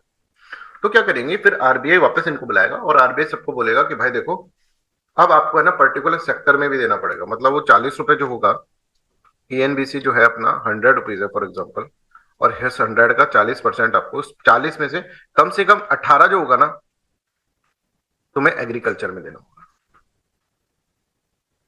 18 तुम्हें एग्रीकल्चर में देना होगा। अब एग्रीकल्चर में भी आप समझ सकते हो कि एक रामलाल गरीब फार्मर है और एक मोहनलाल बड़ा फार्मर है, तो ये बड़े फार्मर को दे देगा, ये बैंक तो है ही ना ऐसा, बड़े फार्मर को। तो उसमें से भी 18 रुपीज जो आपने दिए, 40 रुपीज आपको देने थे, उसमें से 18% आपको एनबीसी का किसमें देना पड़ेगा? आपको प्रायोरिटी सेक्टर में देना पड़ेगा। और इसमें से 10 जो रुपीज है वो गरीबों को देना पड़ेगा, स्मॉल और मार्जिनल फार्मर्स को, और बाकी का 8 आप किसी को भी दे सकते हैं, ठीक है। I hope this is clear to everyone, यहां तक आपको। अब कुछ फार्मर्स की कंपनीज होती हैं, बड़ी कंपनीज होती है फार्मर्स की, राइट? तो उसके अंदर भी इसके अंदर दे रखा है, राइट, कि अगर कॉर्पोरेट्स हैं, राइट, फार्मर है पर कॉर्पोरेट्स है, बड़ी बड़ी कंपनी, तो उनको नहीं देना। 18 में से 14 रुपीज जो है ना, वो नॉन कॉर्पोरेट्स को देना है। और उनमें से भी जो है 10 रुपए, तो मतलब 18 में से सिर्फ 4 रुपए कॉर्पोरेट्स को जाएगा, बाकी 14 रुपीज जो होगा वो फार्मर्स को जाएगा, इंडिविजुअल फार्मर्स को, राइट? समझ में? इंडिविजुअल फार्मर्स में से भी 10 रुपए तो जाना चाहिए किसको? स्मॉल और मार्जिनलाइज्ड फार्मर। तो कुछ इस तरह का इन्होंने कर रखा है जिससे कि कोई भी हरकत ना करें। कौन? तो देखो 18% ऑफ एएनबीसी मतलब 40 में से 18 रुपए जो है that will be given to the agriculture, है ना। और इसमें देखो कि within this target 14% is prescribe for the non corporate farmers, ठीक है, out of which target of 10% is for the small marginalise farmer, small marginalise farmer should be there. तो ऐसा इसके अंदर है, इतना याद नहीं करना, बट ये तो याद करना है कि 18% should be there for the agriculture और 18% के अंदर से 10% should be there for the small farmers, ठीक है। अब इसी तरह से एमएसएमई को भी इसने देखो 7.5% जो है एमएसएमई को दे रखा है, और बाकी का 12% इन जनरल जो भी वीक सेक्शन ऑफ सोसाइटी है, वीकर सेक्शन ऑफ सोसाइटी कौन से है, I will let you know, right, उनको दे रखा है। I hope this is clear. तो यहाँ पर 7.5 माइक्रो एंटरप्राइजेस एमएसएमई को देना है, पर उसमें भी माइक्रो एंटरप्राइजेस जो है जो बहुत छोटी है। अब माइक्रो क्या होता है सर, मीडियम क्या होता है ना, एमएसएमई, और स्मॉल क्या होता है, राइट, ये भी अपन डिस्कस कर लेंगे, इनको देना है। I hope this is clear to everyone, यहाँ तक सबको क्लियर है, ठीक है। तो इसमें आपको चीजें याद रखनी पड़ेंगी, अब याद रखनी पड़ेंगी तो वो रखनी पड़ेंगी कि PCL target for the small finance bank पहले जैसे यहाँ पर 75% था, अभी जनवरी के अंदर 2026 के अंदर इसके अंदर 60% हो गया है। 75 से घटाकर 60% of their adjusted net benefit bank credit, right? Micro enterprises 7.5% और एडवांस टू वीक सेक्शंस पहले किसी जमाने में 10% हुआ करता था, ठीक है, ये पहले ही बढ़िया था, अभी नहीं बढ़ा है, 12% ये, right. I hope this is clear to everyone. तो 18% ऑफ एएनबीसी जिसके अंदर 10% जो होगा वो मार्जिनल फार्मर्स। अब स्मॉल और मार्जिनल फार्मर कौन है? स्मॉल फार्मर जिसके पास 1 हेक्टेयर से कम की जमीन है, और मार्जिनल फार्मर जिससे 1 हेक्टेयर से 2 हेक्टेयर के बीच में जमीन है, उसको मार्जिनल फार्मर बोले, ठीक है। अब ऐसा ही सबके लिए इसके अंदर दे रखा है, देखो farmers with holding of 1 hectare, marginal farmer, farming. तो इसके अंदर है ना, ये चीज पहले आप देखेंगे, पहले इसके अंदर इस तरह से नहीं था, राइट, पहले कुछ और था ये, राइट। मतलब जैसे मैंने आपको बताया पहले 75% है, टारगेट्स में डिफरेंस था, तो अब टारगेट जो है नए टारगेट्स के अंदर डाले गए, रिवाइज टारगेट इस तरह से डाले गए, राइट। तो अब एमएसएमई का क्या क्लासिफिकेशन होता है, एमएसएमई समझ लो, एमएसएमई क्या होता है, ये क्वेश्चन पूछा जा सकता है। पहले एमएसएमई की डेफिनेशन अलग थी, फिर पिछले बजट के बाद एमएसएमई की डेफिनेशन अलग हो गई है, राइट। इस बजट में आई थिंक एमएसएमई की डेफिनेशन हुई नहीं होगी चेंज, क्योंकि अभी तो करी है, राइट। तो माइक्रो एंटरप्राइजेस कौन सी एंटरप्राइजेस होती है?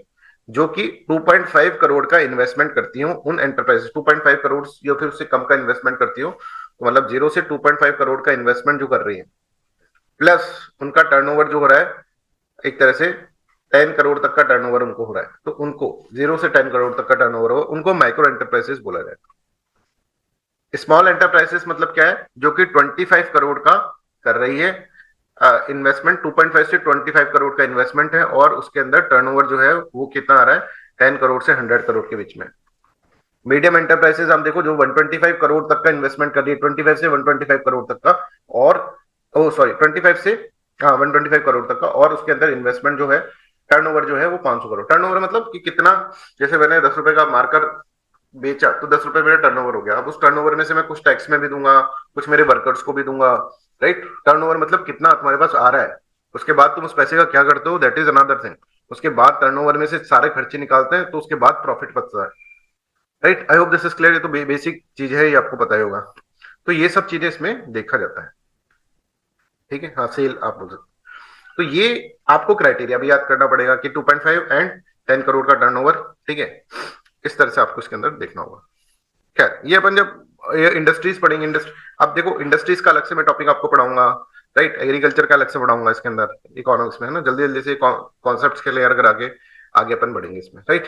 तो माइक्रो, मीडियम एंड ये एंटरप्राइजेस क्या होते हैं इसमें लिख रखे हैं, इसको एक बार पढ़ लेना आप, right.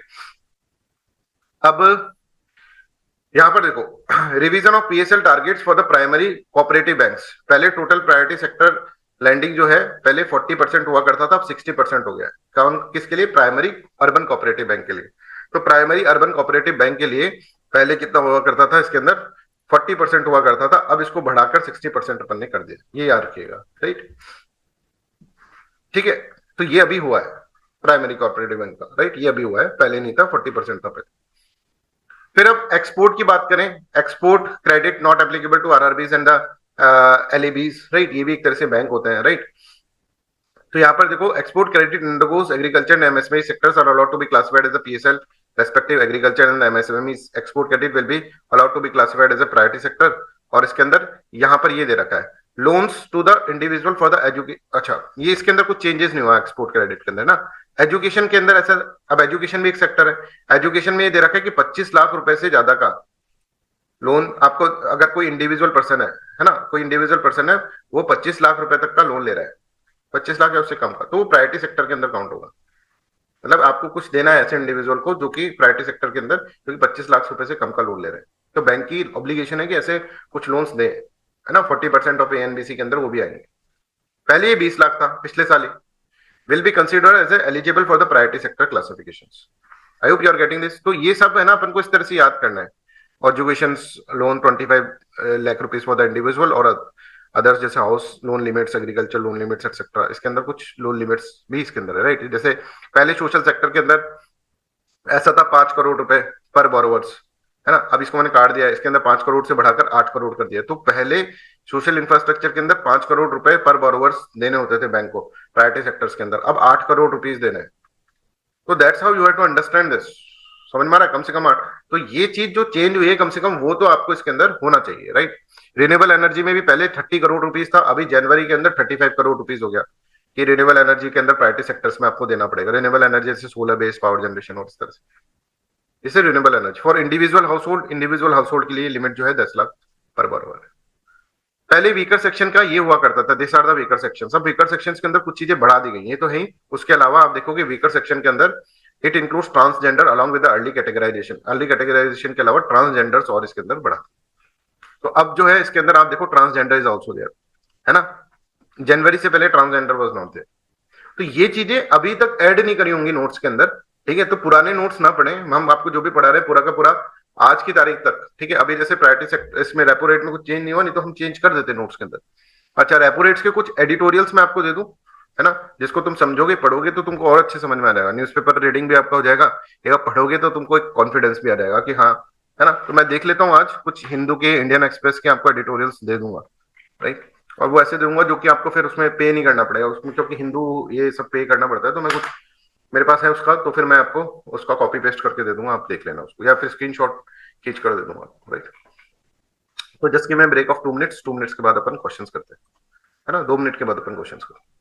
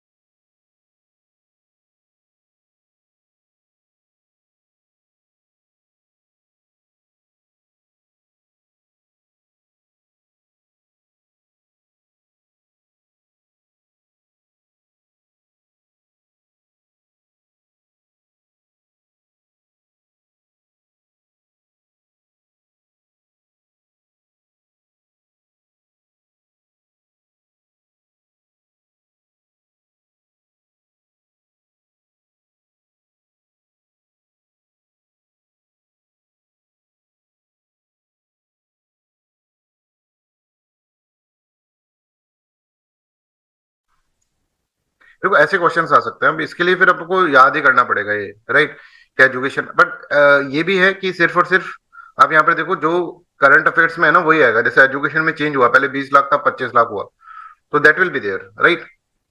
Education loans for the individuals, तो वो 25 लाख रुपए, और renewable energy power generation are eligible for the loan up to, तो हमने देखा था कि रिन्यूएबल एनर्जी का कितना था, याद है किसी को, कितना था, लिख लिया 35 करोड़ है ना, तो 35 करोड़ है यहाँ पर, 25 करोड़ या फिर 30 करोड़ लिखा हो। तो ऐसे क्वेश्चंस आ सकते हैं, एक एक स्टेटमेंट वाले, तो मतलब ऐसे तो आ सकते हैं 3 स्टेटमेंट हो, उनमें से एक स्टेटमेंट ऐसा हो जाए, तो वो कैसे आएंगे, ये सब याद थोड़ा ना करने पड़ेंगे आपको, ऐसे सोचो सब थोड़ा ना याद कर सकते हो आप। इसके अंदर वही चीज याद करोगे जो कि करंट अफेयर्स के अंदर है। जैसे ट्रांसजेंडर भी है क्या, अब कईयों ने अगर मान लो पहले पढ़ा होगा तो transgender was not there at that particular period of time, है ना, पिछली बार नहीं था, तो ये चेक कर रहा है कि भाई तुम अवेयर हो क्या चीजों।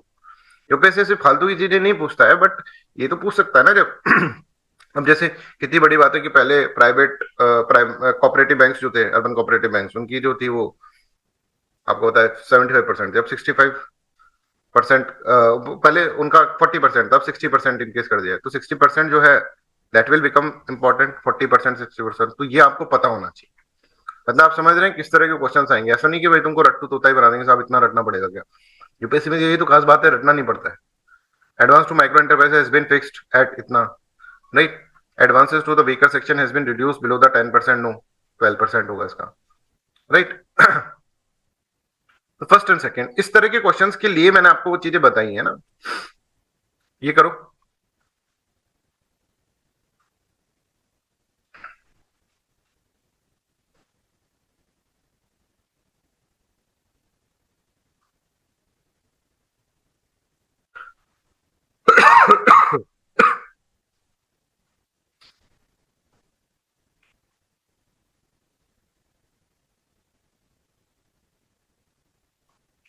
वीकर सेक्शन के अंदर ये भी आ रहा है, small and marginal farmers they are also coming in the weaker section, समझ में आ रहा है। ये देखो वीकर सेक्शन के अंदर तो ये दिस इज क्या कहते हैं, जैसे स्मॉल एंड मार्जिनल फार्मर्स को यहाँ पे 10% मिल गया, तो उसके अलावा जो होगा वीकर सेक्शन के अंदर वो देखा जाएगा, इनको तो मिल चुका है, राइट, तो 10% इसमें से देना है उनको, बाकी फिर इन सबको फिर उसके अंदर से देना है 2% के अंदर, तो दिस इज ओवरलैपिंग कैटेगरीज है यहाँ पर, देखो वो उधर भी है इधर भी है, बट ऐसा नहीं कि वहां पे 10% मिल गया और यहाँ पर भी फिर इतना देना पड़ेगा, नहीं, ये 10% इज ओवरलैप्ड, ठीक है। I hope this is clear, तो ये भी आप ध्यान रखें, इसको एक बार पढ़ें तो कई ऐसे होंगे जो कि और जगह भी होंगे, राइट। एक ये और ऐड करा गया है, individual women beneficiaries up to 2 lakh per borrowers, ये और ऐड करा गया है, और ये लिमिट जो है यूसीबी में नहीं है, ये वाला और देख लेना आप, दिस इज ऑल्सो इंपॉर्टेंट। तो जो चीजें ऐड करी गई है भाई, सब कुछ नहीं पढ़ना है, जो चीजें ऐड करी गई है वो आपको इसके अंदर करना है। पहले ये देखो 11 थे, है ना, ये देखो 11 थे, पहले 11 थे, अभी जनवरी से पहले, अब 11 के बाद ये हो गया 13, तो 13 में दो चीजें ऐड करी गई हैं, एक तो ये करा गया है भाई अपना, राइट, और एक कौन सा दूसरा भाई करा गया था, ये ट्रांसजेंडर्स, ठीक है, तो ये आपको इसके अंदर याद रखना। समझ में आ रहा है ना, सब कुछ नहीं रटना है, कुछ कुछ चीजें रटनी है, पर वो तो फिर रटनी है। अब कहे तो साहब हमसे ये भी नहीं होता सर, हमसे तो, अब बताओ क्या करें, तो फिर अब ऑप्शन है मनरेगा, राइट, ये करो, मनरेगा के अंदर एम्प्लॉयमेंट दे रही है गवर्नमेंट, ठीक है। I hope this is clear to everyone, यहां तक सबको क्लियर है। उसका यही होगा ना सर? किस ए आंसर है क्या? हाँ 1 2 3 विल बी देयर। चलो, तो अब है प्रायोरिटी सेक्टर लैंडिंग, अपन ने इसके अंदर कंप्लीट कर लिया। अब एक और चीज इंट्रोड्यूस हो गई, प्रायोरिटी सेक्टर लैंडिंग सर्टिफिकेट्स, है ना, पुराना कॉन्सेप्ट है, मतलब इतना भी नहीं है, 2018 या फिर 20 का कॉन्सेप्ट होगा ये प्रायोरिटी सेक्टर लैंडिंग सर्टिफिकेट। अब देखो, अब आरबीआई यहाँ पर बैठा, देखो आरबीआई ऐसा नहीं कि जेन्युइन चीजों को नहीं सुनता है, पर वो बी जैसे लोग आ जाते हैं ना, जब दिक्कत है तो एक बैंक जाता है आरबीआई के पास, दैट वाज नॉट बी, सी वाला बैंक जाता है, and this is very sincere bank, right. तो आरबीआई को, अब हर एक को आरबीआई वैसे ट्रीट नहीं करता बी की तरह, आरबीआई कहता है हाँ भाई बताओ, बोले सर एक प्रॉब्लम है आपके, है ना, ये प्रायोरिटी सेक्टर लैंडिंग ठीक है, दैट इज गुड, मेरा हमारे भी बैंक का ये रहता है कि प्रायोरिटी सेक्टर्स में जाना चाहिए पैसे, बट सर एक प्रॉब्लम है, और वो दैट इज जेन्युइन प्रॉब्लम। बोले क्या, कि सर देखो मेरा जो है ना बैंक की ब्रांचेस, मेरी बैंक की ब्रांचेस है ना सिर्फ और सिर्फ अर्बन एरियाज के अंदर, तो आप देखो आप कह रहे हैं 40% ऑफ एनबीसी, इसके अंदर मेरे को कोई दिक्कत नहीं है, 40 रुपीज मैं प्रायोरिटी सेक्टर्स में डाल सकता हूँ, बट सर मैं यहाँ पर ढूंढ लेता हूं ना, जब भी मेरे को कोई फार्मर नहीं मिलता यार। तो sir you are saying that 18 rupees तो इसमें से फार्मर्स के पास जाना है, एग्रीकल्चर में जाना ही चाहिए, जाना ही चाहिए। Sir this is very typical for me. मैं कैसे करूं सर, मेरे यहाँ पर मेरी ब्रांचेस के अंदर एग्रीकल्चर वाले है ही नहीं, जहां जहां मेरी ब्रांचेस है। हाँ सर, अगर आप मेरे से बोलो एमएसएमई में करो, तो एमएसएमई में आप 40 तो छोड़ो, मैं ज्यादा कर सकता हूँ सर, 40 से भी ज्यादा कर सकता हूँ MSME. I have expertise in this. पर ये जो आपका रेगुलेशन है कि 18 तुम एग्रीकल्चर में करो, मैं ढूंढ ढूंढ के परेशान हो गया सर। मेरा 10 से ज्यादा मेरा बढ़ ही नहीं रहा एग्रीकल्चर के अंदर। मेरी ब्रांचेस नहीं है ना सर, अगर मेरा गांव में ब्रांचेस होता तो I can do that. RBI बोलता है हाँ ठीक है तुम्हारा जेन्युइन है, we will think about this, हम कुछ इसके बारे में सोचते हैं कि यार इसका क्या कर सकते हैं भाई, प्रायोरिटी सेक्टर लैंडिंग का। अच्छा, इतने में एक डी आ रहा रहता है आरबीआई के पास। अब आरबीआई के पास देखो डी नहीं आ रहा है, ये एक आइडिया आ रहा है, देखो कैसे आ रहा है। डी बोलता है कि सर आपका प्रायोरिटी सेक्टर, वही पूरा सेम भाषण, बस वो बोलता है कि सर मेरी सारी ब्रांचेस है ना एग्रीकल्चर में है सर, आप कहें तो 40% की जगह मैं 50% तक एग्रीकल्चर में डाल दूं, पर सर ये एमएसएमई मेरे को नहीं मिलती है। मेरे गांव में मेरी वहां पे इसका उल्टा प्रॉब्लम। इस भाई को ये था एमएसएमई में तो मैं कितना भी इन्वेस्ट कर दूं सर, पर क्योंकि मेरी ब्रांचेस नहीं है तो मैं एग्रीकल्चर में नहीं कर पा रहा हूं सर। अब ये बोल रहा है साहब मैं एमएसएमई में नहीं कर पा रहा हूं, ये एमएसएमई में कर रहा है, ये एग्रीकल्चर में करने को तैयार है पर एमएसएमई में नहीं कर पा रहा है, ये एमएसएमई में करने को तैयार है पर एग्रीकल्चर में नहीं कर रहा। दोनों की अपनी अपनी समस्या है। अब आरबीआई ने बोला भाई आइडिया आ गया, हो गया काम, बोले तुम दोनों जाओ घर, मैं तुमको वापस सबको चाय पे बुलाऊंगा। अब देखो आरबीआई इज वेरी अंडरस्टैंडेबल, इसको ये प्रॉब्लम समझ में आई। अब बी वाला कुछ अपना, ये शाणे नहीं है, ये जेन्युइन पर्सन है। तो there is a difference between शाणा एंड जेन्युइन, है ना, यू हैव टू आइडेंटिफाई। इस संसार में हमें ज्यादातर लोग शाणे ही मिलते हैं, उनको या तो तुम जेन्युइन बना दो, ठीक है, या फिर क्या हो, या फिर तुम उनको हटा दो अपनी लाइफ के अंदर से, या उनकी बातों को सुनो तो भाई उनकी भाषा में फिर उनको जवाब देना पड़े। I hope this is okay with everyone. तो अब आरबीआई क्या तिगड़म निकालेगा, दैट तिगड़म name is priority sector lending certificates. तो वो क्या करेगा, वो कहेगा कि मैं 4 कैटेगरीज में सर्टिफिकेट बना रहा हूं, प्लीज ट्राई टू अंडरस्टैंड, इसको थोड़ा ध्यान से समझना। पहला है priority sector lending certificates of agriculture, दूसरा मैं priority sector landing certificate of MSME, मतलब माइक्रो, राइट। एक मैं priority sector lending certificates for the small farmers और मार्जिनल फार्मर्स, ठीक है, और एक मैं general priority sector landing certificate general, ठीक है। अब यहां पर एक बैंक है जो बैंक सी था और ये बैंक डी, तो इनको वापस बुलाएगा आरबीआई, इन दोनों बैंकों को वापस बुलाएगा। बोले भाइयों तुमने बिल्कुल जेन्युइन बात करी और जेन्युइन कंसर्न को मैं समझता हूं, तो मैंने तुम्हारे लिए एक सिस्टम बनाया। बोले सर क्या सिस्टम बनाया, कि see you are expertise in which thing, बोले sir I am expertise in MSME, don't worry you have to invest in the MSME only.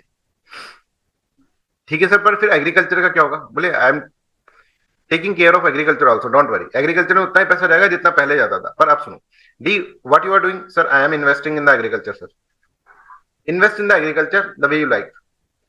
Way you like मतलब सर 18% तो करना ही है, उसके अलावा भी तुम करना चाहते हो, तुम कह रहे थे ना 18 रुपीज तो करना है, और तुम कर लो। ठीक है सर मैं 5 और कर लेता हूं, राइट। इससे भी बोलेगा भाई तुमको कितना करना था एमएसएमई के अंदर, 7.5 करना था, माइक्रो के अंदर 7.5 तुम कर लो, उसके आगे भी तुमको करना चाहो तो कर लो। ठीक है सर, मैं भी क्या कर लेता हूँ, मैं भी कुछ ज्यादा कर लेता हूँ उसके अंदर, जैसे मैं 7.5 और कर लेता हूँ, ठीक है। इसने भी फॉर एग्जांपल ऐसे डी की जैसे बहुत सारे, या फिर इसने ही अपन कहेंगे कि 18 तो करा और 18 ज्यादा कर लिया, 18 और कर लिया, इसने भी 7.5 तो करा, 7.5 और कर लिया। मतलब सारे सी रिप्रेजेंट ऑल द एमएसएमई, जो कि एमएसएमई में एक्सपर्टाइज है उनको रिप्रेजेंट कर रहा है, डी रिप्रेजेंट।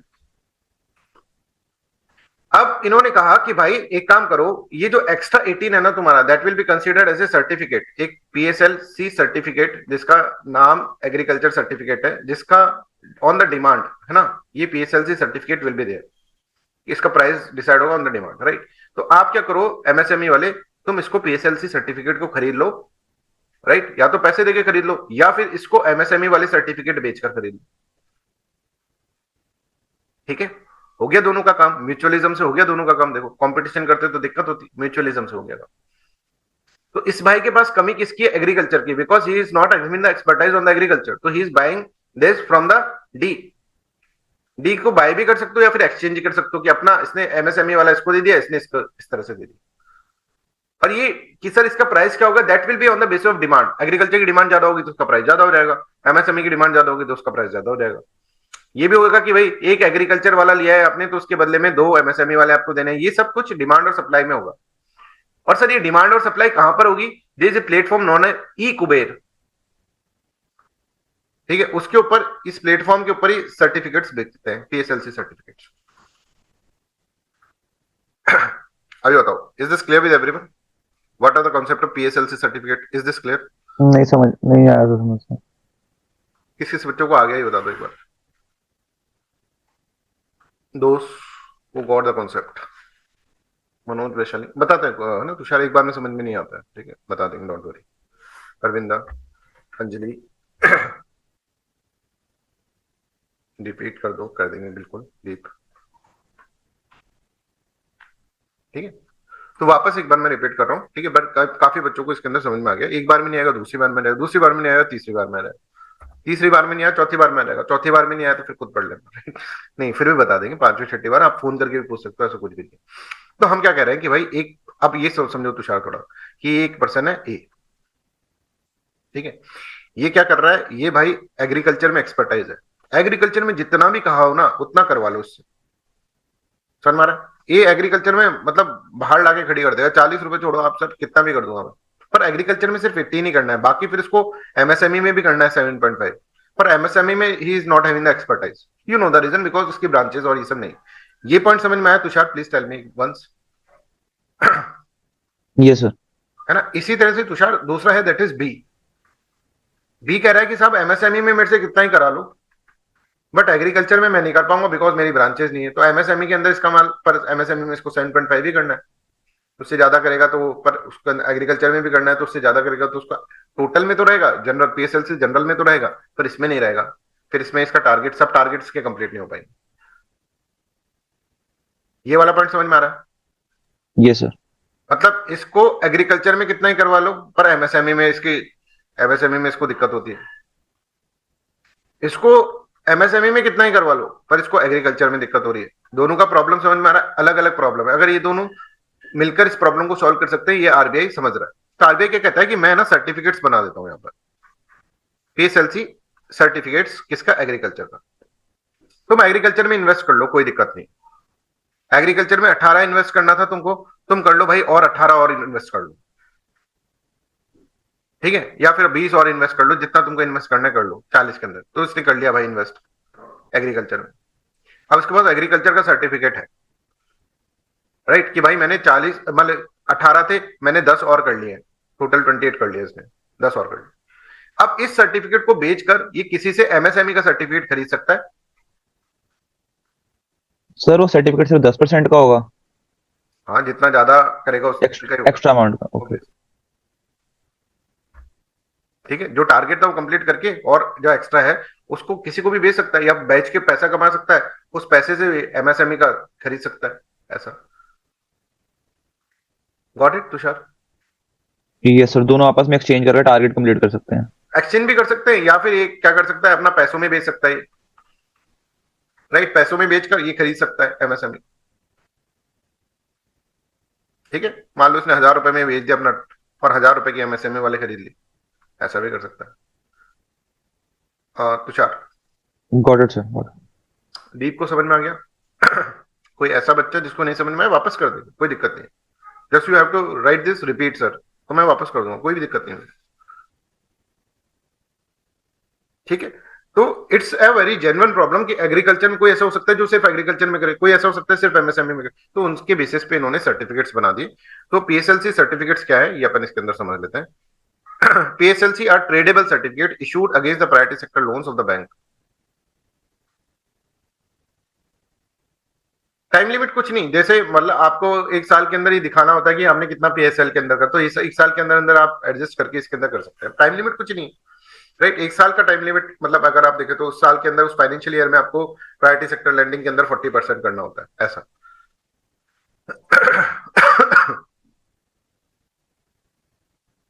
ठीक है, तो priority sector lendings are tradable certificates issued against the priority sector loans of the banks so as to enable banks to achieve their specified targets and sub-target for the priority sector lending through purchase of this instrument in event of shortfall. At the same time, incentivizing the surplus bank to lend the money to the priority sector. उसको बेचारे को ऐसा नहीं हो, genuine problem है, genuine problem को solve करना होगा, right? According to the RBI, if a bank is expertise in lending to a small farmers and can overperform and can get benefit by, अब ये पढ़ो खुद पढ़ो और इसको समझो, और नहीं समझ में आता तो पूछो। सर एक और बात थी, जैसे 7.5% एमएसएमई वाले ने एक्स्ट्रा इन्वेस्ट किया, 10% एग्री वाले ने किया, तो 2.5% का सर्टिफिकेट एक्सचेंज करने पे रहेगा, वो कैश में ले एक दूसरे को दे देंगे। कैश में भी अगर तुम दे सकते हो तो कैश में भी दे सकते हो, वो कोई खरीदना चाहे तो। इट डिपेंड्स अपॉन कि कोई खरीदना चाह रहा है क्या, डिमांड एंड सप्लाई की बेसिस पे। कोई एक्सचेंज करना चाह रहा है तो एक्सचेंज कर सकते हो। नहीं सर, अगर दोनों ही एक्सचेंज करना चाहते हैं, सिंगल सिंगल सर्टिफिकेट इशू किया, तो 2.5% कैसे पूरा करेंगे? क्या मतलब, मैं समझा नहीं। एक ने एक्स्ट्रा 7.5% इन्वेस्ट किया है, एक ने एक्स्ट्रा 10% इन्वेस्ट किया, दोनों को टारगेट पूरा करके एक्सचेंज करना ही है, दिखाना ही है सर्टिफिकेट हाँ, ईयर एंड पे, तो 2.5% क्या कैश में सरप्लस दे देगा? तो ये कैसे? कैसे भी कर सकते हैं ना, डिपेंड्स अपॉन कि भाई सामने वाला कैसे खरीद रहा है। मान लो मेरे पास 2.5 ज्यादा है एमएसएमई का, है ना जी। समझ लो, तो मैं 2.5, अगर मेरे पास एग्रीकल्चर का पूरा हो रहा है तो मैं 2.5 को बेचकर पैसा ले लूंगा, ठीक है। अगर एग्रीकल्चर का है तो 2.5 को बेच के किसी से एक्सचेंज करवा लूंगा एग्रीकल्चर की बेसिस पे। उस वक्त एक एग्रीकल्चर सर्टिफिकेट पे कितने एमएसएमई की सर्टिफिकेट बन रहे हैं वो डिमांड और सप्लाई पे डिपेंड करेगा Tushar. Okay, exchange rate demand supply. हाँ, डिमांड सप्लाई पे कितना उसका डिमांड है, कितना सप्लाई है, और वो सब ई कुबेर प्लेटफॉर्म के ऊपर आपको एक प्लेटफॉर्म दे दिया, उसके ऊपर करते रहो। जी सर। ठीक है, इट्स जस्ट लाइक कि भाई आपका शेयर मार्केट है जिसमें शेयर को एक्सचेंज भी आप कर सकते हैं। ऐसा कि एक शेयर ऐसा भी होता है शेयर मार्केट के अंदर, आप एक्सचेंज के आपने इसका खरीद रखा है रिलायंस का, किसी ने इन्फोसिस का, तो आप शेयर भी कर सकते हो उसको कि आप रिलायंस का दे दो, हम ये कर लेंगे, या फिर आप बेच सकते हो, बेचकर दूसरा खरीद सकते हो, ऐसा भी कर सकते हो, तभी यू लाइक। तो ये वाला सब पढ़ लो और सबको समझ में आ गया क्या? Please tell me.